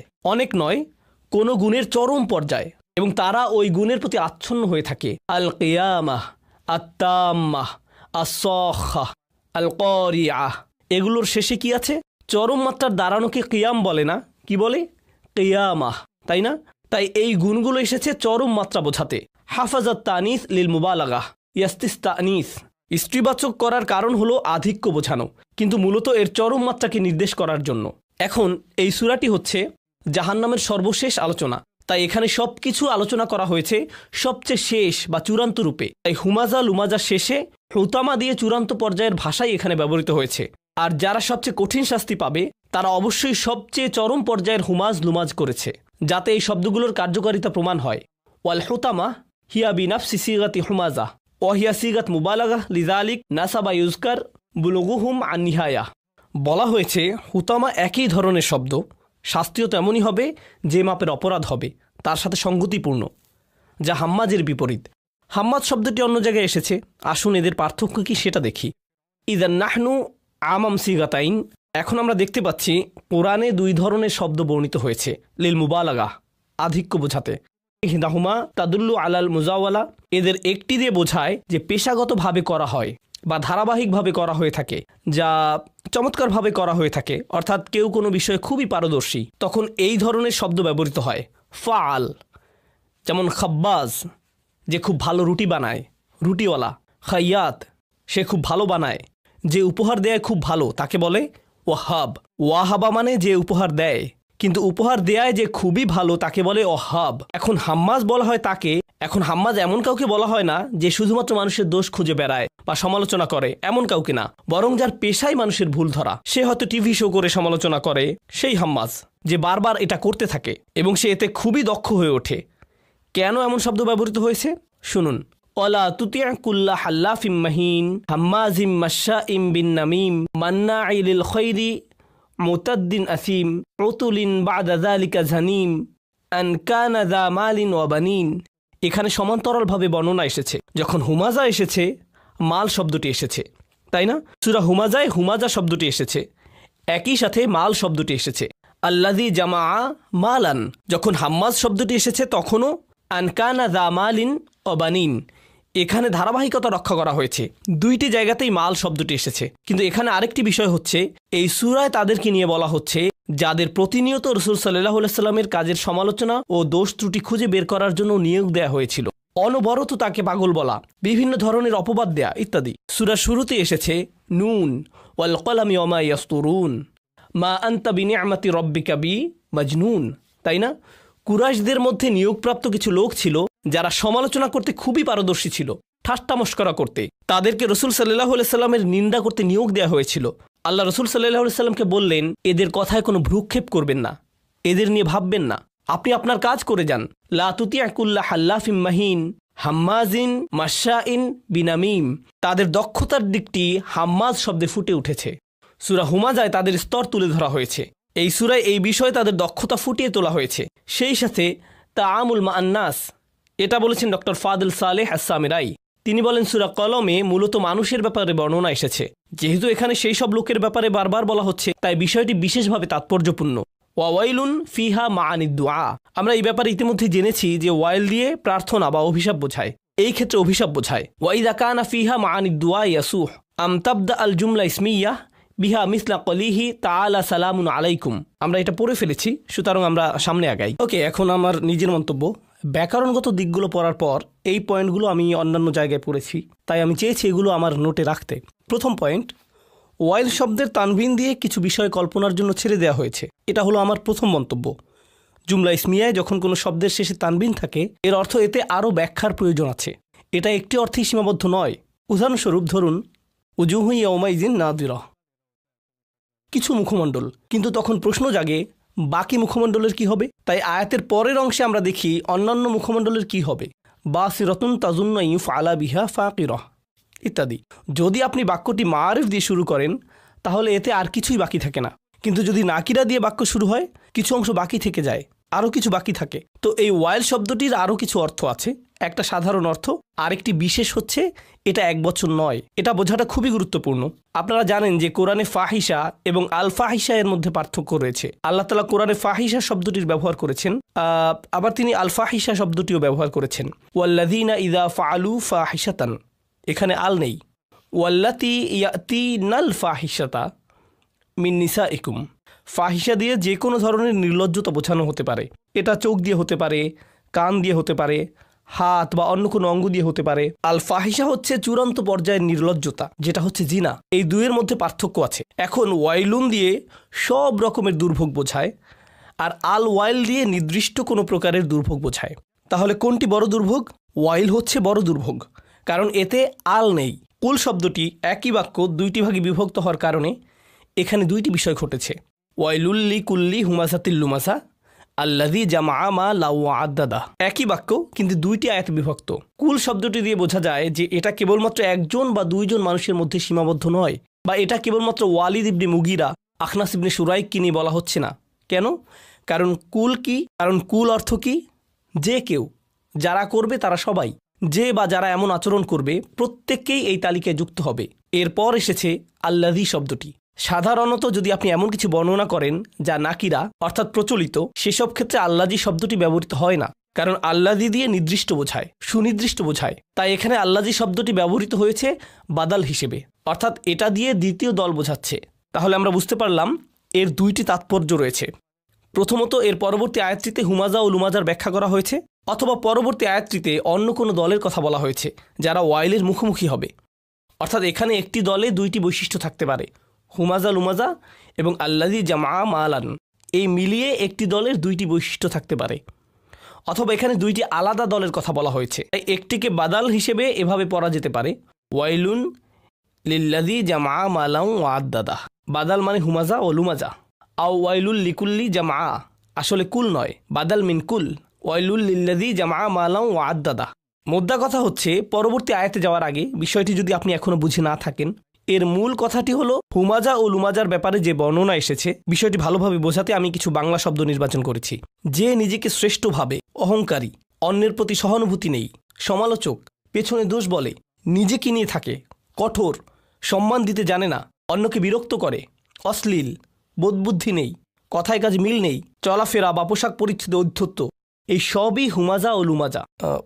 বুঝেছি, এটা রেকর্ড হচ্ছে, আপনারা পেয়ে যাবেন। আচ্ছা, যখন বলে রাখি, বেশিরভাগ ক্ষেত্রেই হুমাজা হচ্ছে সূক্ষ্ম আর লুমাজা হচ্ছে স্পষ্ট। এটাই হচ্ছে মোটা দাগে, যদিও ওর বিপরীতটিও হতে পারে। এবার আমরা পরবর্তী আয়াতে যাই। আল্লাযী জামা মালান ওয়া আদ্দাদা। প্রথমেই যে বিষয়টি বুঝতে হবে তা হলো এই দুইয়ের মধ্যে সম্পর্ক কি, দুইটি বিষয়ের পার্থক্য। প্রথমত, যে অন্য মানুষের জন্য ক্ষতির কারণ হয়, এবং দ্বিতীয়ত, সরলভাবে বললে যে ধন সম্পদ জমায় এবং গণনা করে, এটা হচ্ছে সরল অনুবাদ। তাহলে যে মানুষের পেছনের আগে আর যে ধন সম্পদ জমায়, এই দুইজনের মধ্যে পার্থক্য কি? যে ব্যক্তি সারাক্ষণ নিজের ধন সম্পদ জমায়, অন্য মানুষকে দেয় না, তাই মানুষ তাকে লোভী রাখে, কিন্তু সে চায় না যে তাকে কেউ সমালোচনা করুক। আর আমরা জানি আক্রমণই সেরা প্রতিরোধ, তাই না? তো এজন্য অন্য কেউ যেন তাকে বলতে না পারে যে তোমার কিছু দান করা উচিত, বা টাকা ছাড়াও অন্য কিছু নিয়েও তোমার ভাবা উচিত ইত্যাদি। সে এইসব কথা যেন না শোনা লাগে, এজন্য কি করে? বেশি বেশি করে অন্যের ভুল ধরায় ব্যস্ত থাকে, নিজেকে হুমাজা এবং লুমাজায় ব্যস্ত রাখে, কিংবা দুটোতেই ব্যস্ত থাকে। দুইটিতে নিজেকে ব্যস্ত রাখা, সেটা তো আরও ভয়ঙ্কর। নিজের ধন সম্পদ দিয়ে নিজের দোষ ত্রুটি ঢেকে রাখা, এটা হচ্ছে প্রথম পয়েন্ট। এখন আল্লাযী বাদাল মিন কুল আর নাসব আলা যাম, এটা বলেছেন শাওকানি রাহিমাহুল্লাহ। হয়তো এটা কুলের পরিবর্তে বসবে, যা আমি একটু আগেই বলেছি, অথবা আল্লাযী আও নাসব আলা যাম। আপনাদের কি এটা মনে আছে? তাই না? আমরা দেখছি মুফাসসিররাও এমনটি বলেছেন। তিনি বলছেন আল্লাযী এখানে নসবও হতে পারে, মানে আল্লাহ যেন এখানে তিরস্কার করছেন। আপনি এখানে এভাবে তেলাওয়াত করবেন না, আল্লাযী জামা মালান ওয়া আদ্দাদা। আল্লাহ এখানে তাকে তিরস্কার করছেন, এটা তো এত সুন্দরভাবে পড়ার কথা না। আল্লাহ এখানে তাকে সুন্দর কথা বলছেন না, নাসব আলা যাম, তাকে তিরস্কার করা হচ্ছে, আল্লাহ তাকে ভৎসনা করছেন। আল্লাহর পক্ষ থেকে এমন জাজর তো এমনিতেই খুবই ভয়ঙ্কর ব্যাপার। ওয়াকুরিয়া জামা বিত্তাশদীদ, এই আয়াতটির জামা শব্দটি অন্য কিরাতে শাদ দিয়ে পড়া হয়, জামার পরিবর্তে জাম্মা, ওয়াহুয়া মুতাবিকুন লি আদ্দাদা। এভাবে এটা আদ্দাদার সাথে মিলে যায়। তাহলে আল্লাযী জাম্মা মালান ওয়া আদ্দাদা, দুইটি শব্দ একই রকমভাবে মিলে যায়। ওয়াকিলা আদাদাহু জাআলাহু ওয়াইদ্দাহ লিহাওয়াদিহি যাহর। বলা হয়েছে আদ্দাদা শব্দের একটি অর্থ হচ্ছে গণনা করা, এর আরেকটি অর্থ হচ্ছে প্রস্তুতি নেয়া। ইদ্দাহ মানে প্রস্তুতি নেয়া, যেমন ওয়াইদ্দু মাসাতাতুম মিন কুওয়াতিন, প্রস্তুতি নেয়া। অর্থাৎ সে নিজের সম্পদ গণনা করছে এবং সারাক্ষণ ভবিষ্যতের জন্য প্রস্তুতি নিচ্ছে, ভবিষ্যতের জন্য সঞ্চয়।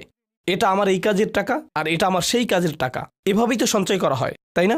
তাহলে এটাই হলো আদ্দাদা। শুধু টাকা গোনাই নয়, সেই সাথে ভবিষ্যতে সেই টাকা কোন কাজে ব্যবহৃত হবে তারও প্রস্তুতি নেয়া। কোনো দুর্যোগ বিপদাপদ বা সেফটি নেট শব্দটি ফাইন্যান্সে ইদানিং বেশি ব্যবহৃত হচ্ছে।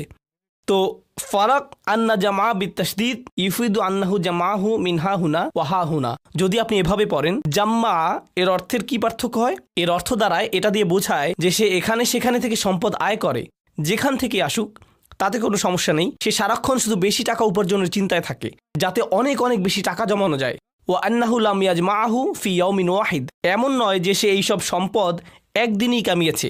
ওয়ালা ফি ইয়াউমাইন, বা 2 দিনে। ওয়ালা ফি শাহর, 1 মাস বা 2 মাসে নয়। অর্থাৎ সে তার পুরো জীবন সম্পদ জমানোতে ব্যস্ত ছিল। আমরা এটা কিভাবে বুঝলাম? জামা শব্দটি অতীতকালে ব্যবহৃত হয়েছে। অতীতকালে বলার অর্থ হচ্ছে যেন আপনি পিছনে ফিরে দেখছেন যে এটা ইতিমধ্যেই হয়ে গিয়েছে, যেন আল্লাহ তার পুরো জীবনটিকে দেখছেন, আর তার পুরো জীবনে শুধু একটাই কাজ, শুধু টাকা জমানো। আরেকটি বিষয় হচ্ছে, আপনাদের মনে আছে আমি বলেছিলাম, যখন কারো জীবনে বড় লক্ষ্য থাকে না, সে ছোটখাটো বিষয় নিয়ে মেতে থাকে। ছোটখাটো বিষয়ের একটা উদাহরণ হচ্ছে প্রথম আয়াতটি, মানুষের দোষ ত্রুটি খুঁজে বের করা। আরেকটি মামুলি বিষয় কি? ধন সম্পদ জমানো আর প্রতিনিয়ত ভবিষ্যতের জন্য প্রস্তুতি নেয়া। এরা এতটাই হীনমন্য হয়ে পড়ে যে যখন আপনি আপনার ধন সম্পদ জমানোর চাইতে দিনের প্রতি বেশি মনোযোগী হয়ে ওঠেন, তারা আপনাকে কি বলবে জানেন? ভবিষ্যতের কথা ভাবো, তাই না? মজার ব্যাপার হচ্ছে আপনি আসলে আপনার ভবিষ্যতের কথাই ভাবছেন, তারাই তাদের ভবিষ্যতের কথা ভাবছে না। তারা বলবে দীর্ঘমেয়াদী পরিকল্পনা করো। মজার ব্যাপার হচ্ছে তারাই স্বল্পমেয়াদী চিন্তা করছে, আগামী 10 বছরে আমি এটা করব। ভাই, আগামী 1000 বছর কবরে বসে কি করবেন সেটা ভাবেন। কবর শেষ হলে তারপর কি হবে, এটাই আসল দীর্ঘমেয়াদী চিন্তা। ওটা তো দীর্ঘমেয়াদী পরিকল্পনা নয়, কিন্তু তাদের মাথায় এই চিন্তাই বদ্ধমূল হয়ে আছে, আর এটাই তাদের জীবন দর্শন। তো এরপর তিনি বলছেন ফালা ইয়াজমা আল আমওয়াল আল্লাজি আজমাহা মিনহা হুনা ওয়াহা হুনা, সে জমায়, ফুলান সে যেভাবে পারে টাকা জমায়। ও আম্মা জামা বিত্তাখফিফ ফালা ইউফিদু যালিক, কিন্তু যদি শুধু জামা বলা হয় এই অর্থটি প্রকাশ পায় না। ফামালুল ইনসানুল ওয়াহিদ বিনিসবা ইলা মালিকুল্লিদ দুনিয়া হাকির। তিনি বলেন আল্লাহ এখানে আমওয়াল বলেননি, যার অর্থ সম্পদ। তিনি একবচনে মাল শব্দটি ব্যবহার করেছেন, যার তাহকির হিসাবে ব্যবহৃত হয়েছে, মানে হলো ধন সম্পদকে তাচ্ছিল্য করা। অর্থাৎ তিনি বলছেন তুমি সর্বোচ্চ কতটুকুই বা জমাতে পারবে, পরকালের সম্পদের তুলনায় তোমার এই সম্পদ তো কিছুই না, তাহলে কি নিয়ে তুমি এত বড়াই করছো? এটাই হাকির। ফাকাইফা ইয়ালিকু বিহি আইয়াখতারিফু বিযালিকা আল কালিল, কোন বুদ্ধিমান মানুষ কিভাবে এত ক্ষুদ্র বিষয় নিয়ে গর্ব করতে পারে? কিছু আলেম এটাকে এভাবে দেখেছেন, তারা বলেছেন ফামা মাতাউল হায়াতুদ দুনিয়া ফিল আখিরাতে ইল্লা কলিল। সূরা তাওবা এসেছে, দুনিয়ার সমস্ত ভোগবিলাসের সামগ্রী পরকালের তুলনায় কিছুই নয়। আপনি এটা নিয়ে গর্ব করছেন? আপনি এই ক্ষুদ্র জিনিস নিয়ে পড়ে আছেন? যার এমন মনোভাব আছে কিয়ামতের দিনে এসবের কোনো কিছুই তার কোনো উপকারে আসবে না। মিলউল আরদি যাহাবান ওয়ালাউ ইফতাদা বিহি, সে যদি পুরো পৃথিবী পরিমাণ সোনা নিয়েও আসে, তার বিনিময়ে যদি সে পরিত্রাণ পেতে চায়, এসব তার কোনো উপকারেই আসবে না। তাহলে সে কি নিয়ে পড়ে আছে? এসব পুরোপুরি অনর্থক। আইয়াকুন আল মুরাদ, এর অর্থ এটাও হতে পারে যে মিনহু তাজিম আইমালুন মালান বালাগা ফিল খবস আল ফাসাদ আকসান নিহায়াত। এছাড়া এটাও হতে পারে আল্লাদি, এখানে জাম দিয়ে বোঝাচ্ছে সে ধন সম্পদ জমানোর চেষ্টায় সে এটাও ভুলে গেছে যে তার টাকা কি অসৎ বা খারাপ উপায় আসছে, সে এসব চিন্তার বাইরে চলে গেছে। আপনাদেরকে বলে রাখছি, আমি কোনো অর্থনীতিবিদ নই, যদিও আমি বিজনেস স্কুলে পড়েছি।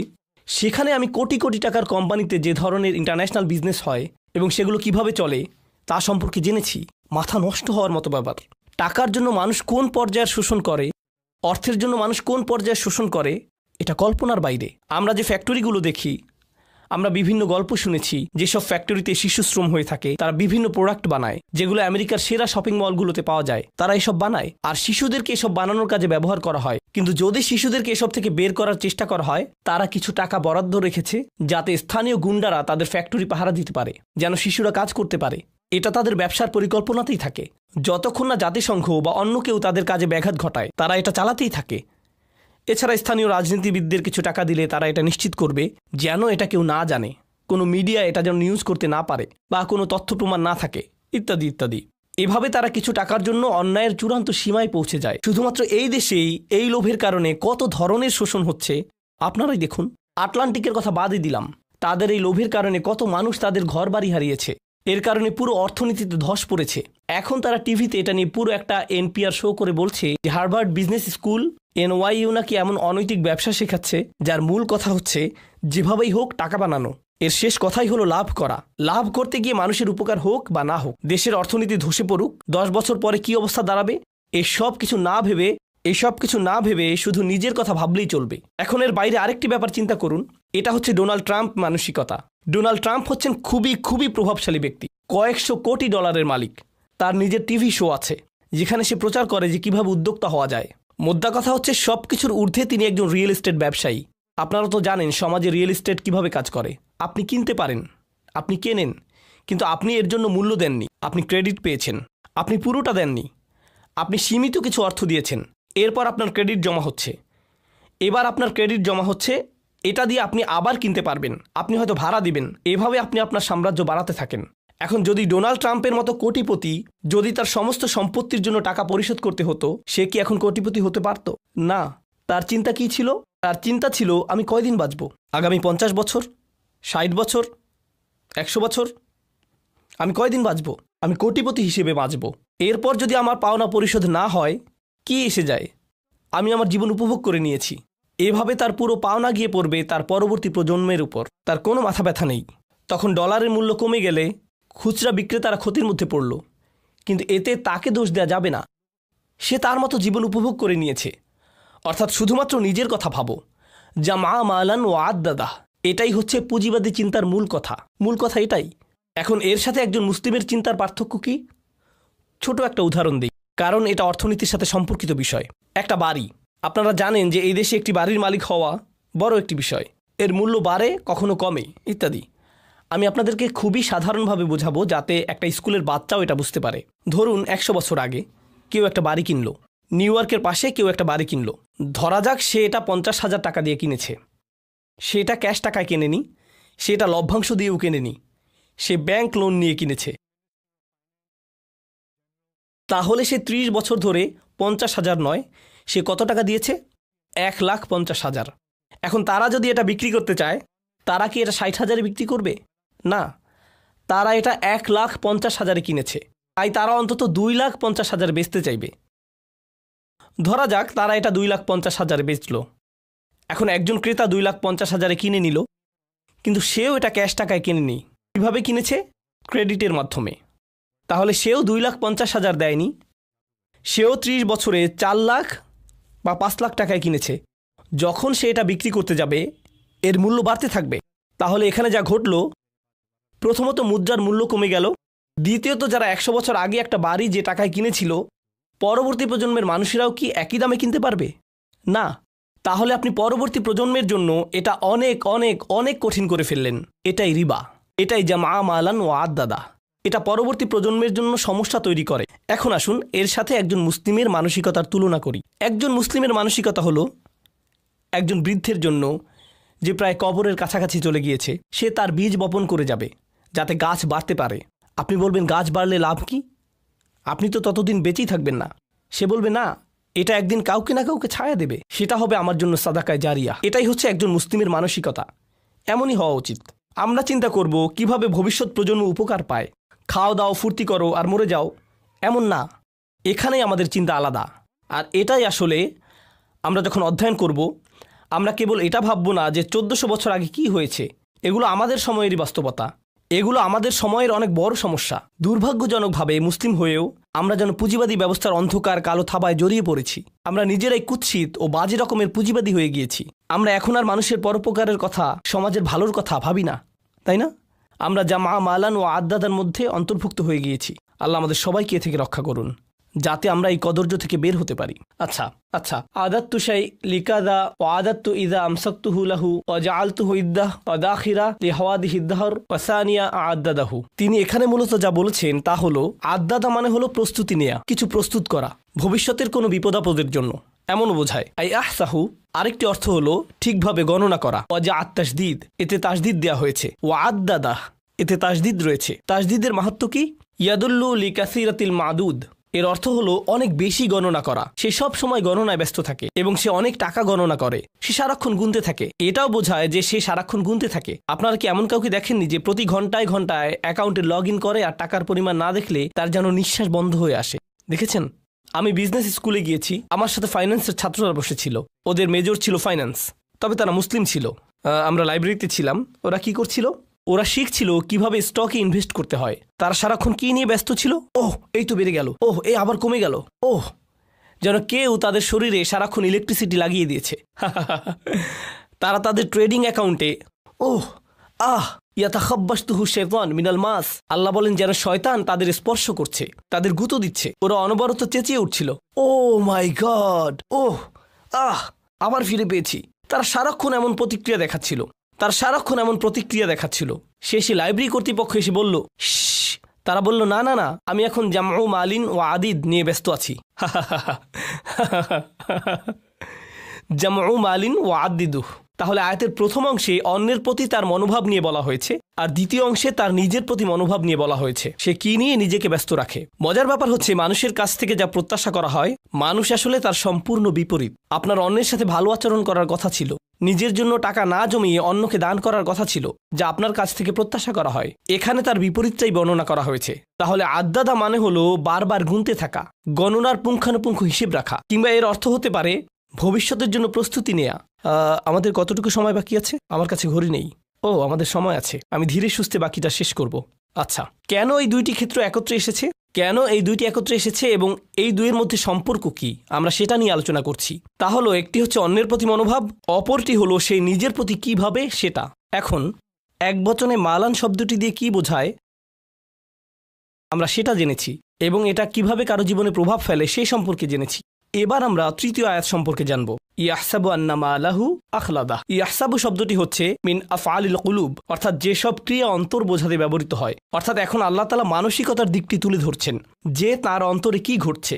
প্রথম দুইটি আয়াত ছিল তার কাজের ব্যাপারে, এগুলো ছিল বাহ্যিকভাবে, কিন্তু তৃতীয় আয়াতে এসে তিনি বলছেন তার ভেতরের কথা, তার ভেতরে কি চলছে। ইয়াহসাবু, সে ভাবে, আন্না মালাহু আখলাদা, তার সম্পদ তাকে চিরস্থায়ী জীবন দিবে বা তাকে অমর করবে। এখন এখানে মূল বিষয়টি হচ্ছে মালাহু। এর আগের আয়াতে আমরা মালাহু পাইনি, আমরা পড়েছি আল্লাযী জামা মালান, কারণ সে নিজের জন্য সম্পদ জমাচ্ছে, যা আসলে তার নিজের জন্য নয়, তবুও সে জমায়। মালান শব্দটি দিয়ে তার এই ভ্রান্তিকে চিহ্নিত করা হয়েছে। এবার যখন সে এত সম্পদ জমিয়ে ফেলেছে, এত সম্পদের মালিক হয়েছে, সে ভাবছে এগুলো তাকে চিরস্থায়ী জীবন দিবে। এখন এ থেকে আমরা কিছু গভীর প্রশ্নের সমাধান পাই। কেন মানুষ টাকার পেছনে ছোটে? এটা একটা বড় প্রশ্ন। যদি আপনি কোনো শিশুকে জিজ্ঞেস করেন, তোমার কেন টাকা দরকার, সে বলবে, আমি জানি না, আমার হয়তো পরে লাগবে। কিন্তু নিজেকে নিজে প্রশ্ন করুন, কেন আসলে মানুষ টাকার পেছনে ছোটে? আজকে যদি প্লেটে খাবার থাকে, আপনি আজ নিয়ে দুশ্চিন্তা করা বাদ দিবেন, আপনি আগামীকাল নিয়ে ভাববেন। অর্থাৎ আখলাদা শব্দের অর্থ কেবল চিরস্থায়ী জীবন নয়, এটা দিয়ে বোঝায় এমন কিছু যা চিরকাল অবিরামভাবে তাকে বাঁচিয়ে রাখবে। অর্থাৎ মানুষ দুশ্চিন্তা করে কারণ যদি তার সঞ্চয় না থাকে, সে হয়তো বাঁচতে পারবে না। অনেকে দেখবেন যখন তার স্টক অ্যাকাউন্ট ধসে পড়ে, সে আত্মহত্যাপ্রবণ হয়ে পড়ে, কারণ সে তার বেঁচে থাকার সাথে সঞ্চয়কে মিলিয়ে ফেলেছে। তার প্লেটে এখন খাবার আছে, এর সাথে নয়, বরং আগামীকালের জন্য সে যে খাবার সঞ্চয় করেছে তার সাথে। আখলাদা শব্দটি দিয়ে এটাও বোঝায়, সে কেবল এটা ভাবে না যে সে সারা জীবন বাঁচবে, বরং এটাও ভাবে যে ভবিষ্যতে এটা তার কাজে লাগবে। এটা ইখলাদ থেকে এসেছে, খুলুদ থেকে। তার ভবিষ্যৎ সুনিশ্চিত হয়ে গিয়েছে, কারণ তার সঞ্চয় আছে, সে এত সঞ্চয় করেছে। এখানে আরেকটি ব্যাপার হলো, এই ধারণাটি স্মৃতিস্তম্ভ বানানোর সাথে সম্পর্কিত। দেখবেন মানুষ চায় মানুষ তাকে মনে রাখুক। যে বিষয়গুলোর কারণে মানুষ কাউকে মনে রাখে, তার একটি হলো সম্পদ। কেউ যদি পরকালে বিশ্বাস না করে, তার জীবনের শেষ পর্যায়ে সে সাদাকা দেয় না, সে হয়তো মানব কল্যাণে টাকা দেয়, হাসপাতাল, বিশ্ববিদ্যালয়ে টাকা দেয়, যাতে তার নামে স্মৃতিস্তম্ভ তৈরি হয়। এটাই তার জন্য একমাত্র বস্তু যাতে মানুষ তাকে মনে রাখবে। তাই সে অনেক টাকা আয় করে, যাতে মানুষ তাকে এসব স্মৃতিস্তম্ভের কারণে মনে রাখে, যেগুলো নিছক পাথর বা মেটালের তৈরি জড়বস্তু দিয়ে বানানো। এই বিষয়টিও কোরআনে বলা হয়েছে। হুদ জাতির বিষয়ে বর্ণনাটি এসেছে। আল্লাহ আযজা ওয়াজাল্লা বলেন, আতাত্তাখিযুনা মাসানিআ লাআল্লাকুম তাখলুদুন, তোমরা ভাস্কর্য তৈরি করছো এই মনে করে যে তোমরা চিরস্থায়ী হবে। এর সাথে চিরকাল বাঁচার সম্পর্ক কি? সম্পর্ক আছে। তাদের নাম, তাদের উত্তরাধিকার, তাদের স্মৃতি চিরকাল থাকবে। এইসব অপ্রয়োজনীয় স্মৃতিস্তম্ভ বানানোর পেছনে এটাই কি কারণ? তারা এইসব বিশাল স্তম্ভ বানাবে যা দিয়ে হাজারো লোককে খাওয়ানো যেত, কিন্তু না, তাদের এটা বানাতেই হবে। তাদের তো এইসবই সুন্দর স্থাপত্যের স্তম্ভ বানাতেই হবে। এটা কিন্তু মুসলিমদের মধ্যেও হচ্ছে। আপনারা বিভিন্ন গরিব মুসলিম দেশেও খুব সুন্দর সুন্দর স্তম্ভ দেখবেন, কিন্তু তাদের এটা বানাতেই হবে, কারণ এগুলো নাকি জাতীয় ঐক্যের প্রতীক। তাহলে যেসব গৃহহীন গরিব মানুষেরা স্তম্ভের পাশে শুয়ে থাকে, তারা কিসের প্রতীক? তারাও কি আপনাদের জাতীয় ঐক্যের প্রতীক? সেখান থেকে কিছু টাকা তাদেরকে দিলে কি হতো? তারা এখন কি করবে? তারা কি সেই স্তম্ভ খাবে? তারা এটা দিয়ে কি করবে? তো এভাবে টাকার অপচয় করা হচ্ছে। আর তারা বলছে এগুলো দিয়ে নাকি তারা তাদের জাতির মানুষদের কাছে চিরকাল বেঁচে থাকবে। এটা আমি আগেও এটা পড়েছি, আবার পড়ছি। এটা হচ্ছে পিরামিডের প্রতি একজন দার্শনিকের মনোভাব। তিনি এটা লিখেছিলেন। এটা একটা জাদুঘরে পিরামিডের ছবির নিচে লেখা ছিল। তার লেখাটা দেখুন, শান্ত এবং স্বয়ংসম্পূর্ণ, স্থির ও দৃঢ় পিরামিডের প্রতিধ্বনি অনন্তকাল ধরে বাজে। এটা মানুষের বেঁচে থাকার ইচ্ছার হাহাকারকে সংজ্ঞায়িত করেছিল আর সময়ের ঝড়কে ধরতে পেরেছিল। মানুষটা মারা যাবে, অন্তত তার বানানো পিরামিডটি সময়ের ঝড়কে ধরতে পারবে। অনন্তকালের প্রতি এটাই তার আকাঙ্ক্ষা, এটাই তার ইচ্ছা, যেন চিরকাল বেঁচে থাকা যায়। আল্লাহ এই ইচ্ছা মানুষের মধ্যে দিয়েছেন। এই আকাঙ্ক্ষা যদি জান্নাত লাভের প্রতি না হয়, এটা নিশ্চিতভাবেই নিজের ধন সম্পদ দিয়ে এসব স্মৃতিস্তম্ভ বানানোর দিকে যাবে। কিন্তু আকাঙ্ক্ষা থাকবেই। যেমন যে কোনো সুন্দর জিনিসের প্রশংসা করাটা আল্লাহ আমাদের মনে দিয়ে দিয়েছেন। অসাধারণ কোরআন তেলাওয়াত শুনে যদি আপনার ভালো না লাগে, এর মানে আপনি মিউজিকের প্রতি ঝুঁকে পড়েছেন। আকাঙ্ক্ষা কিন্তু থাকবেই, এর গতিপথ ঠিক করে দিতে হয়। এদিকে যাবে নয়তো ওদিকে যাবে। বুঝতে পেরেছেন? এটাই আমরা এখানে শিখছি। তো যারা, বলে রাখি, এটা আমার শিক্ষক ডক্টর আহমদের মন্তব্য। তিনি এই সূরা নিয়ে মন্তব্য করেছেন। তিনি বলেন, দুনিয়ার প্রতি মানুষের দুই ধরনের প্রলোভন থাকে। কোরআনে সাধারণত টাকা এবং সন্তানের কথা বলা হয়েছে, তাই না? আর তাকাসুর ফিল আমওয়ালি ওয়াল আউলাদ। আমরা দেখছি এই সূরায় কিসের কথা বলা হয়েছে? মাল, আওলাদ নয়। তিনি এটা নিয়ে মন্তব্য করেছেন। এটা তার নিজের চিন্তা। তিনি বলেন, আমি আমার জীবনে লক্ষ্য করেছি যাদের সন্তান নেই তারা টাকার প্রতি আরও বেশি মগ্ন হয়ে পড়ে। যদি সন্তান না থাকে, যদি আপনার সন্তান থাকে, আপনার দুটি বিষয় নিয়ে চিন্তা থাকে। কিন্তু যদি আপনার সন্তান না থাকে, তখন আপনি টাকা আয় করা, গণনা করা নিয়ে পুরোপুরি মগ্ন হয়ে পড়েন। আর যারা টাকা নিয়ে এত বেশি চিন্তিত, যদি আপনি তাদেরকে জিজ্ঞেস করেন তারা কেন সন্তান নেয় না, তারা কি কারণ দেখায়? টাকা। তারা কি কারণ দেখায়? টাকা। আমি জানি না সন্তানের খরচ চালাতে পারবো কিনা, আমি জানি না। আমাদের নিজেদের চলার টাকা আছে, আমি নিশ্চিত নই সন্তানের খরচ চালাতে পারবো কিনা, ভবিষ্যতের কথা ভেবে।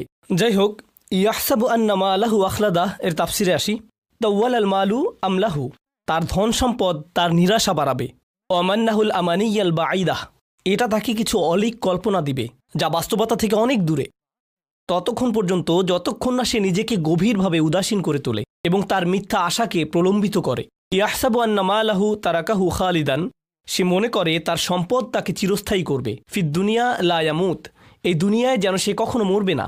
এটা দিয়ে পরকালকেও বোঝানো হয়েছে। সে মনে করে, আর হ্যাঁ, এটা বোঝাটা খুবই জরুরি, এমন অনেকে আছে যারা মনে করে আল্লাহ তাদেরকে এত বেশি দিয়েছেন তাই তারা পরকালেও পার পেয়ে যাবে। হে, আল্লাহ আমাকে এত ভালোবাসেন, তিনি আমাকে এত এত সম্পদ দিয়েছেন, আল্লাহ নিশ্চয়ই পরকালেও আমার জন্য ভালো কিছুই দিবেন। আমাদের অনেকের চিন্তাভাবনা এমন। এটা আসলে খ্রিস্টান প্রোটেস্ট্যান্টদের বিশ্বাসের মূল ভিত্তি। তারা আপনাকে বলবে গড চান যেন আপনি প্রমোশন পান, তিনি চান যেন আপনি বেশি বেশি টাকা কামাতে পারেন, তিনি চান যেন আপনি লোনটা পান, কারণ তিনি আপনাকে ভালোবাসেন।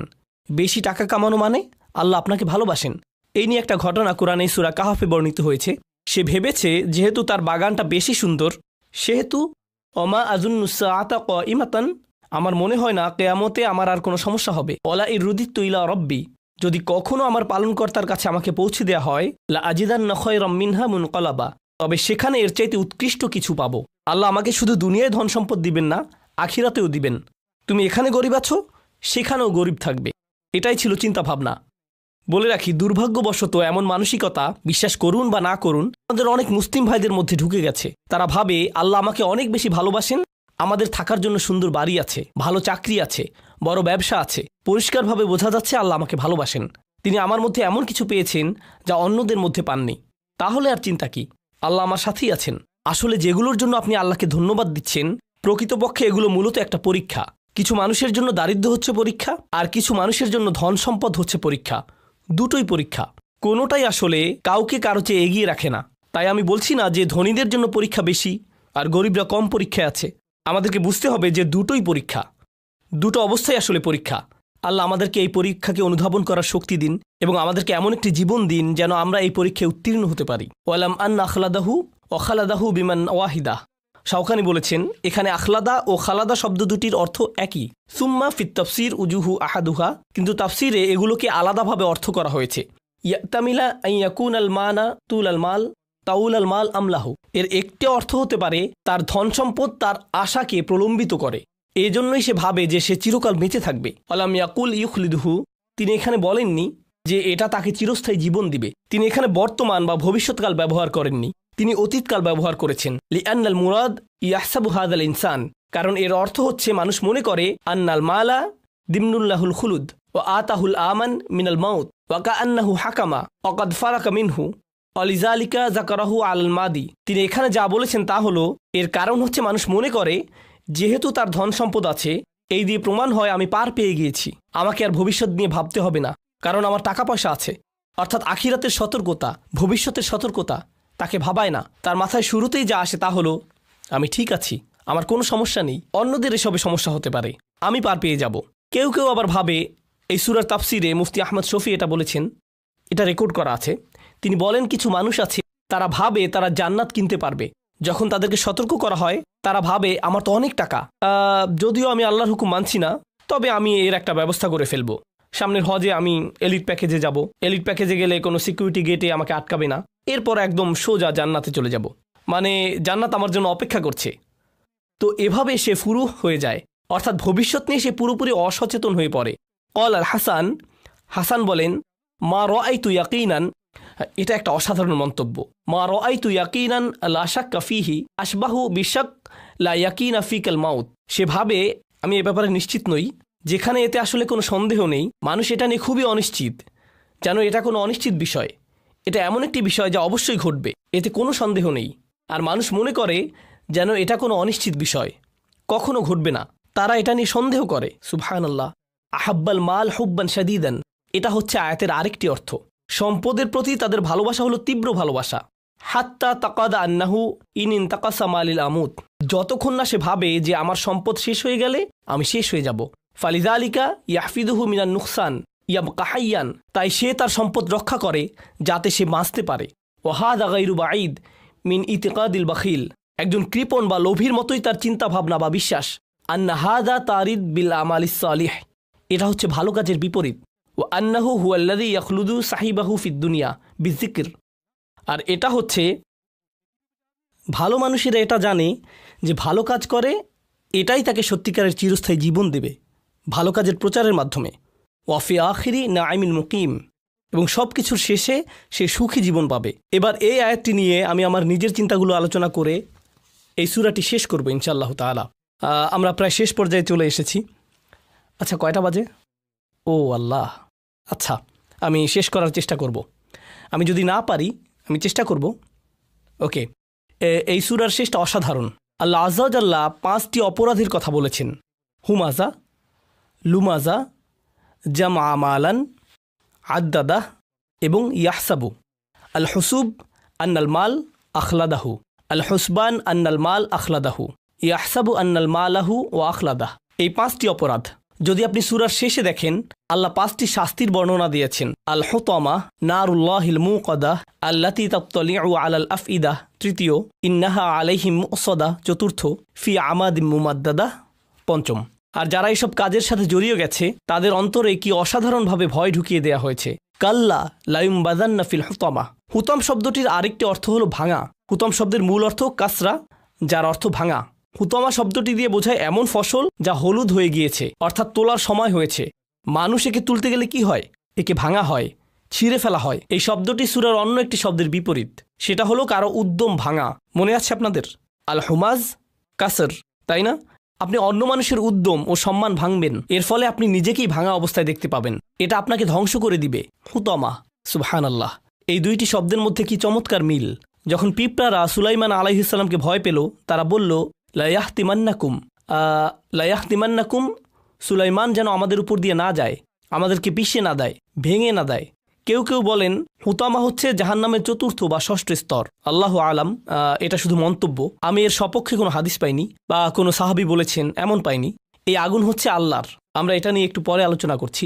আগে এই আয়াতের ব্যাখ্যা শেষ করে নিই। কাল্লা লায়ুমবাদান্না, আরবিতে নাবাদা শব্দের অর্থ হচ্ছে এমন কিছু ফেলে দেয়া যার কোনো মূল্য নেই। নাবাদা মানে এমন কিছু ফেলে দেয়া যার কোনো মূল্য নেই। আল্লাহ বলেন না, কখনোই না। সে বলে তার সম্পদ তাকে চিরস্থায়ী জীবন দেবে। আল্লাহ খারিজ করে দিলেন। তিনি বললেন না, কখনোই না, বরং নিশ্চিতভাবেই এতে কোনো সন্দেহ নেই। এখানে লা আশায় আমি এই শব্দগুলো জোর দিয়ে বলছি, লা, এবং শেষে দুইটি নুন এসেছে। আল্লাহ বলেন লায়ুমবাদান্না, তাকে অবশ্যই ছুঁড়ে মারা হবে। এটা হচ্ছে এমন কিছু ছুঁড়ে মারা যার কোনো মূল্য নেই। এই শব্দটি বনি ইসরাইলের মানুষদের বোঝাতে ব্যবহৃত হয়েছিল যখন তারা তাওরাত তাদের পেছনে ছুঁড়ে ফেলে দিয়েছিল। নাবাদা ফারিকুম মিনাল্লাযীনা উতুল কিতাবাল্লাহি ওয়ারা যুহুরিহিম, তারা এটা তাদের পেছনে ছুঁড়ে ফেলে দিয়েছিল কারণ তাদের কাছে এর কোনো মূল্য ছিল না। সে মনে করেছে তার কাছে পৃথিবীর সবচেয়ে মূল্যবান জিনিসটি আছে। সেটা কি? তার সম্পদ। সে কেন মানুষদের সাথে এভাবে কথা বলে জানেন? কারণ তার টাকা আছে। সে ভেবেছে সে পার পেয়ে যাবে। কে আমার উপর কথা বলবে? আমি আমার কর্মচারীর সাথে এভাবে কথা বলতেই পারি। আমি হচ্ছে ইসলামিক সেন্টারের সবচেয়ে বড় দাতা। কে আমার উপর কথা বলবে? আমার টাকা ছাড়া তো স্কুল চলতেই পারবে না। আমি যেভাবে ইচ্ছা সেভাবেই চলতে পারবো। আমি যেভাবে ইচ্ছা সেভাবেই বলতে পারি। এ তো কেবল টাকার ব্ল্যাঙ্ক চেক নয়, এটা আমার মুখের জন্য একটা ব্ল্যাঙ্ক চেক। বুঝতে পারছেন? সে এভাবেই ভাবে। এখন পরিশেষে সে নিজেই মূল্যহীন হয়ে গেছে। তাকে ময়লা আবর্জনার মতো নিক্ষেপ করা হবে ফিল হুতামা, আল হুতামার মধ্যে সবচেয়ে জঘন্য জায়গায়। আসানি মানাহু লায়ুম বাজান্না ফিল্লাম তাওয়াব আল কসম। আল্লাহ এখানে লায়ুম বাজান্না শব্দে লাম আশায় বোঝা যাচ্ছে এখানে শপথ করা হয়েছে। মানে হচ্ছে আল্লাহ বলছেন আমি শপথ করে বলছি তাকে নিক্ষেপ করা হবে। শুধু অবশ্যই অবশ্যই অবশ্যই নিক্ষেপ করা হবে বলেননি, আল্লাহ এখানে সরাসরি শপথ করে বলেছেন। আরেকটি বিষয় হচ্ছে লায়ুম বাজান্না শব্দটি কিছু কেরাতে এভাবে উচ্চারিত হয়েছে লায়ুম বাজান্না। এখানে পার্থক্য কি হলো? লায়ুম বাজান্না দীর্ঘ করে পড়া হয়েছে, তাই না? একটা অতিরিক্ত আলিফ দিয়ে পড়া হয়। দ্বিতীয়ত এর অর্থ হুয়া অমালুহু, সে এবং তার সম্পদকে নিক্ষেপ করা হবে। তুমি একে এতই ভালোবেসেছ, যাও এর সাথেই থাকো। তুমি কখনোই একে ছাড়তে চাও না, ঠিক আছে, একে আর কখনোই ছাড়তে হবে না। এগুলো সহই তোমাকে নিক্ষেপ করা হবে। সুবহানাল্লাহ। হুয়া ওয়ামালুহু। তো আর বলে রাখি ফিল হুতামা এখানে ফি শব্দটি ব্যবহার করায় অক্তাদি আন্নাহু মাউদিউন লাহুকা আমিকুন জিদ্দান কালবীর। ফি শব্দটি দিয়ে বোঝা যায় সে এর মধ্যে নিক্ষেপিত হবে। মানে হচ্ছে সেই জায়গাটি খুব বেশি গভীর, তাকে এর ভেতরে একদম তলদেশে নিক্ষেপ করা হবে। লায়ুম বাজান্না বিজম্মিমজাল, একে লায়ুম বাজান্নাও পড়া হয়। তাহলে এর তিনটি কিরাত আছে, লায়ুম বাজান্না আর লায়ুম বাজুন্না। হুয়া ও আনসারুহু, সে এবং তাকে যারা সাহায্য করেছে সবারই একই পরিণতি হবে। তাহলে তিনটি ব্যাখ্যা, সে নিজে, সে আর তার সম্পদ, সে এবং তার সব বন্ধু, তার সমস্ত কাছের মানুষ। ওয়াসুম্মিয়াত আন্নার হাহুনা বিল হুতামা, এবং এখানে আগুনকে হুতামা হিসেবে চিহ্নিত করা হয়েছে লিআন্নাহা তাহতিমাল আজম, কারণ এটা হাড় ভেঙে দেয়। হাত্তা তসিলা ইলাল কুলুব, যতক্ষণ না এটা অন্তরে পৌঁছায়। একে হুতামা বলা হয় কারণ এটা হাড় ভেঙে দেয়া এবং অন্তরে পৌঁছায়। আমরা কিভাবে বুঝলাম যে এটা অন্তরে পৌঁছায়? ইন্নাহা তাত্তালিউ আলাল আফইদাহ সামনে আসছে। নাবাজা, আমরা নাবাজা শব্দটি নিয়ে আলোচনা করেছি। আরবি ভাষায় একই রকম আরেকটি শব্দ হলো তরাহা, ত র এবং হা। এর অর্থও কোনো কিছু ছুঁড়ে ফেলা, কিন্তু এটা দিয়ে এমন কিছু ছুঁড়ে ফেলা বোঝায় যা মানুষের কাছ থেকে আড়াল করার জন্য ছোড়া হয়। ধরুন আপনি কোনো কিছু ময়লার ঝুড়িতে ফেললেন, এমনভাবে ভেতরে ফেললেন যাতে কেউ দেখতে না পারে, আপনি লুকিয়ে ফেললেন।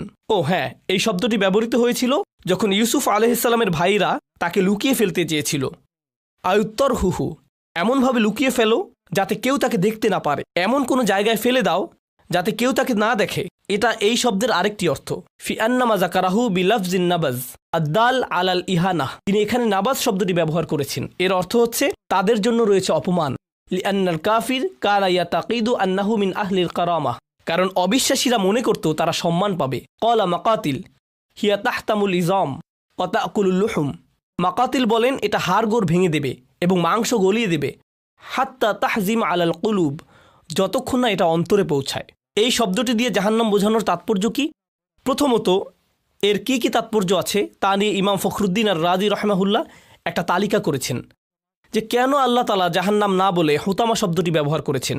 প্রথম পয়েন্ট, আল ইত্তিহাদ ফি সূরা কাআন্নাহু তাআলা ইয়াকুল, এটা সূরার মধ্যে সামঞ্জস্য বিধান করে, যেন আল্লাহ বলছেন ইন কুনতা হুমাজাতুল লুমাজা ফাওয়ারাকা আলাল হুতামা, যদি তুমি হুমাজা বা লুমাজা হও আমি তোমাকে হুতামায় পাঠিয়ে দেব। তাহলে এটা সূরার মধ্যে সমন্বয় সাধন করে। দ্বিতীয়ত, আন্নাল হামিজ বিকাসরি আইনিন, হামিজ বলা হয় তাকে যে মানুষের দিকে আর চোখে তাকায়, উদ্যম নষ্ট করে, মানুষকে নিচু করে দেখে। ইয়াদ আকাদরহু, এমনভাবে তাকায় যেন সে তার সম্মান নষ্ট করতে পারে। ফাকুলু তাআলা, আল্লাহ বলেন ওরা আকা হুতামা ফি হাতমি কাসার, আমি তোমার জন্য হুতামা রেখেছি, কেননা হুতামা দিয়ে ভাঙাও বোঝায়। সুতরাং শব্দটি দিয়ে দুইটি বিষয়কে একত্রে বোঝাচ্ছে। আন্নাল হাম্মাজ আল লাম্মাজ ইয়াকুলু লাহমান নাস, এটা মজার যেহেতু হাম্মাজ ও লাম্বাজ এই হুমাজা ও লুমাজা মানুষের মাংস খেয়ে ফেলবে, এটাই সত্যি। এটা গীবত ও মানুষকে নিচু করে দেখা, এগুলো মানুষের মাংস খেয়ে ফেলবে। ওয়াল হুতামা আইদান ইসমুল লিন্নার মিন হাইসু ইন্নাহা তাকুলু যিলব ওয়াল লাহম। কারণ হুতামা এটাই করবে। কি করবে? এটা মানুষের মাংস খেয়ে ফেলবে। যেহেতু আপনি মানুষের সম্মান ভক্ষণ করেছেন, এটা আপনার মাংস এবং চামড়া খেয়ে নিবে। এরপর আমার পছন্দের মন্তব্য, সুবহানাল্লাহ, ইমাম ফখরুদ্দিন আল রাজির মেধার তারিফ করতে হয়। বলে রাখি, আকীদা নিয়ে তার কিছু মন্তব্য আছে যা বেশিরভাগ আলেম গ্রহণ করেন না, কিন্তু এতে তার অন্য কাজ প্রশ্নবিদ্ধ হয়নি। ভাষাগত বিশ্লেষণের ক্ষেত্রে তিনি ছিলেন অনন্য ব্যক্তিত্ব। আমরা তার ভালো কাজের তারিফ করব, আর যার সাথে আমরা একমত হতে পারিনি তার জন্য আমরা আল্লাহর কাছে দোয়া করব যেন তিনি তার ভুলগুলোকে ক্ষমা করে দেন। কোন আলেম ভুলের ঊর্ধ্বে? নবীজি সাল্লাল্লাহু আলাইহি সাল্লামের পরে? আপনি যদি বলেন যে ইনি এই ভুল করেছেন, তিনি সেই ভুল করেছেন, অন্যের ভুল ধরার আগে খেয়াল করে দেখুন গত সপ্তাহে আপনি কি ভুল করেছেন। এই আলেমগণ তাদের পুরো জীবন ব্যয় করেছেন দিন শেখার জন্য। যদি তারা এমন কিছু বলেনও যা বেশিরভাগ আলেম গ্রহণ করেননি, আমরা একে উপেক্ষা করব। আমরা আল্লাহর কাছে দোয়া করব যেন তিনি তার ভালো কাজগুলো সামনে নিয়ে তার ভুলগুলোকে উপেক্ষা করেন। এই মন্তব্যটি দেখুন, এটা পরে আমি স্তব্ধ হয়ে গিয়েছি। খুদ ওয়াহিদাম মিন্নি বিল ইসনাইনি মিনকা কাআন্নাহু। যেন আল্লাহ বলছেন, দুইটি অপরাধের বিনিময়ে আমার কাছ থেকে একটি জিনিস নাও। তিনি কি বলছেন? তোমরা হুমাজা ও লুমাজার কারণে আমার কাছ থেকে হুতামা নাও। তোমার এই দুইটি কাজের বিনিময়ে আমার কাছ থেকে হুতামা নাও। ফায়াকুল কাইল কাইফা ইয়াফিল ওয়াহিদ বিল ইসনাইন। কিভাবে দুইটি অপরাধের জন্য একটি শাস্তি হতে পারে? দুইটির জন্য দুইটি শাস্তি হওয়া উচিত, কিন্তু এখানে দুইটির জন্য একটি শাস্তির কথা বলা হয়েছে। ফাকাল ইন্নামা তাকুল। যেন আল্লাহ বলছেন, হাযা লিআন্নাকা লা তা'রিফু হাযাল ওয়াহিদ। তুমি এটা বলছো, কারণ হচ্ছে তুমি জানোই না এটা কি। আর এজন্যই আল্লাহ বলছেন, অমা আদরাকা মাল হুতামা। কিভাবে তুমি জানবে হুতামা কি? তিনি এখানে প্রশ্ন ছুড়ে দিয়েছেন। আপনি বলতেই পারেন দুইটির বদলে কিভাবে একটি শাস্তি হয়। আপনার কোনো ধারণাই নেই আপনি কী নিয়ে কথা বলছেন। তাই তিনি বলছেন, অমা আদরাকা মাল হুতামা। অসাধারণ। হুতামা মানে ভাঙা, মোচড়ানো, বাঁকানো। হাতুম হচ্ছে এমন বাতাস যা কিছুকে ভেঙে দেয় বা আকৃতির পরিবর্তন করে দেয়। এটা দিয়ে দুমড়ে মুচড়ে ফেলা বা চূর্ণ বিচূর্ণ করাও বোঝায়। এবার অমা আদরাকা মাল হুতামা, তুমি কি অনুধাবন করেছ? অমা আদরাকা বাংলায় এমন অর্থ দাঁড়াবে, তুমি কিভাবে ন্যূনতম আন্দাজ করবে, অথবা বলা যেতে পারে তুমি কখনোই জানবে না হুতামা কি। এর পরবর্তী আয়াতেই বলা হয়েছে, কেন তুমি কখনোই জানবে না যে হুতামা কি? আল্লাহ বলেন, নারুল্লাহ, আল্লাহর আগুন। মুনকদা শব্দে যাওয়ার আগে এই শব্দ দুইটি কেন গুরুত্বপূর্ণ আরও পরিষ্কারভাবে ব্যাখ্যা করছি। না কতাল্লাহ শব্দটি আপনার মনে আছে? না কতাল্লাহ, আল্লাহ রুট। নাক শব্দের পরে আল্লাহর নামটি যোগ করার কারণে আল্লাহ বোঝাচ্ছেন যে এই উটটি অন্য কোনো উটের সাথে তুলনা করা যাবে না। অমুক উটের সাথে তমুক উটের তুলনা হতে পারে, কিন্তু আল্লাহর উটের সাথে অন্য কোনো উটের তুলনা হবে না। আমি যদি আগুন ধরাই, এর সাথে অন্য একজন যদি বেশি ফুয়েল নিয়ে আগুন ধরায় বা অনেকে মিলে যদি আগুন ধরায়, এর সাথে তুলনা হতে পারে। তাদের হয়তো আগুন ধরানোর জিনিস আছে, বড় জায়গায় অনেক তেল দিয়ে বিশাল আগুন জ্বালালো, এটা তুলনা করা যায়। কিন্তু আল্লাহর আগুন, এই শব্দ দুইটি দিয়ে কি বোঝা যায়?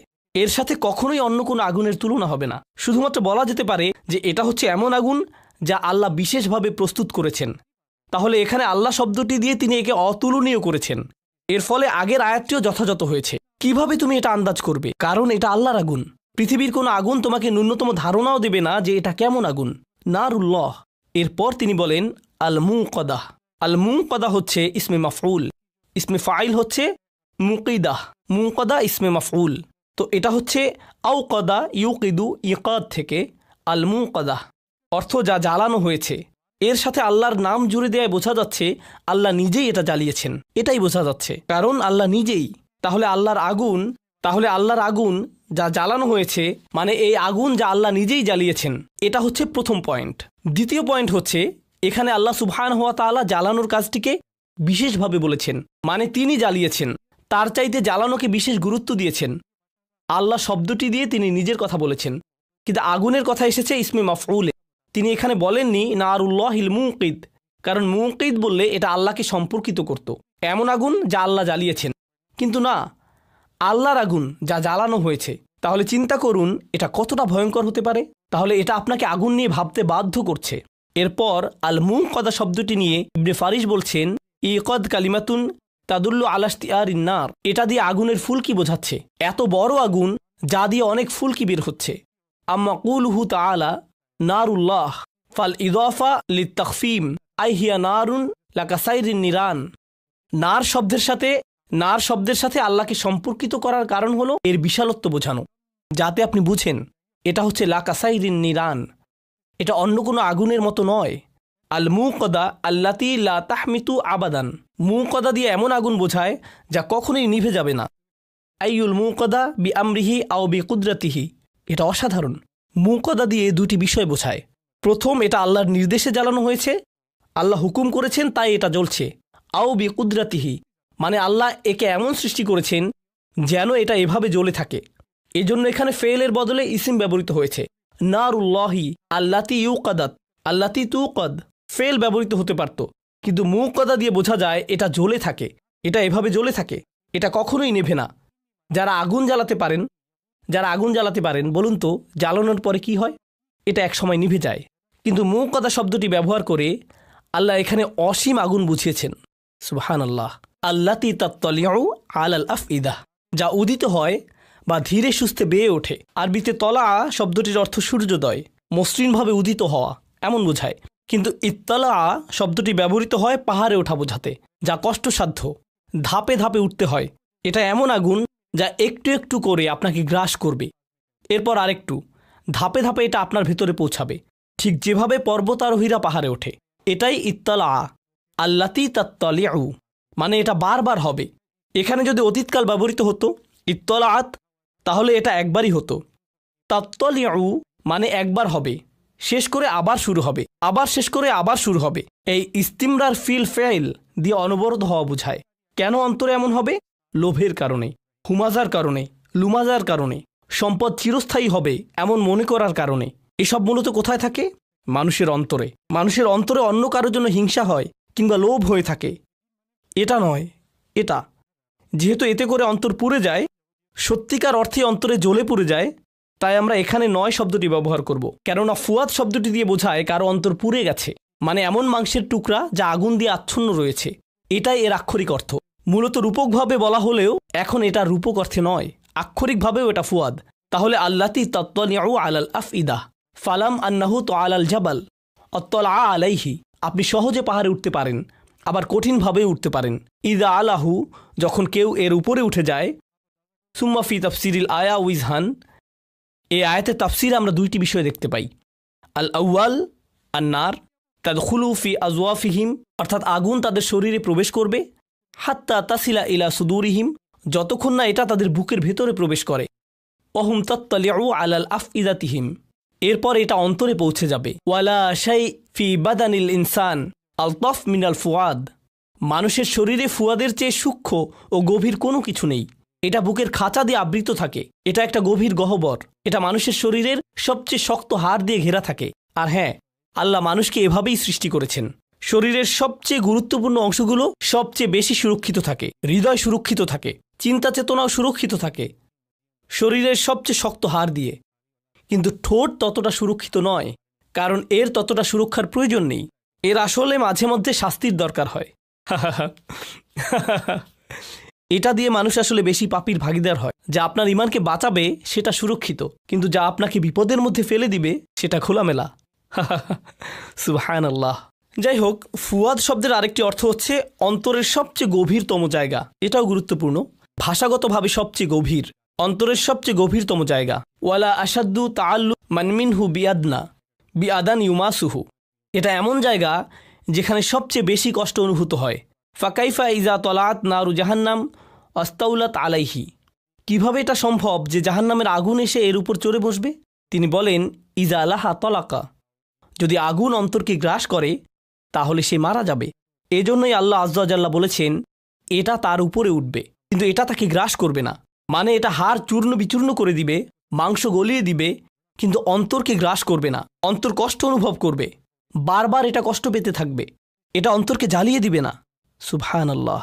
ফালিযালিকা ইয়াকুল সুবহানাহু ওয়া তাআলা সুম্মা লা ইয়ামুতু ফিহা ওয়া লা ইয়াহইয়া, এজন্যই সে এতে মারা যাবে না, কারণ অন্তরকে গ্রাস করলে সে মরে যাবে, তাই এটা বারবার অন্তরকে কষ্ট দিতে থাকবে। এই আয়াতের ব্যাপারে আরেকটি গুরুত্বপূর্ণ মন্তব্য, ওয়া ইয়াজুজ আন ইউখাস আল আফইদা লিআন্নাহা মাওয়াতিনুল কুফর। আল্লাহ এখানে আফইদা ফুয়াদ শব্দটি বিশেষভাবে বলেছেন, কারণ এটাই অবিশ্বাসের মূল জায়গা। অল আকাইদিল ফাসিদা, এবং ভ্রান্ত বিশ্বাসের, অনিয়াতিল খাবিসাহ এবং অশ্লীল চিন্তার। ইন্নাহা আলাইহিম মুসাদাহ শব্দগুলো লক্ষ্য করুন। ইন্নাহা আলাইহিম সহজ ভাষায় এটা বিশেষভাবে তাদের জন্য। আলাইহিম শব্দটি আগে নিয়ে আসা হয়েছে। সাধারণভাবে বলা হয় ইন্নাহা মুসাদাতুন আলাইহিম, কিন্তু এখানে আলাইহিম শব্দটি আগে এসেছে। একে বলা হয় তাকদিম আল জার ওয়াল মাজরুর, তাই এটা আগে এসেছে। এর মানে হলো এরা হলো তারা যাদের জন্য বিশেষভাবে মুসাদা প্রস্তুত করে রাখা হয়েছে। এটা তাদেরকে বেষ্টিত করে থাকবে। এই শাস্তি তাদের জন্য বিশেষভাবে রাখা হয়েছে। তাহলে এটা জাহান্নামের সবার জন্য নয়, বরং সেই মানুষদের জন্য বিশেষ শাস্তি, বরং এই মানুষদের জন্য এই বিশেষ শাস্তি। এবার আউসাদা বা ইসাদ শব্দটির অর্থ এমন খাঁচা যেখানে পশু পাখিরা বন্দি থাকে, এমন একটা উঁচু দেয়াল যা বেয়ে পশুরা উঠতে পারে না, এটাই হচ্ছে মুসাদ।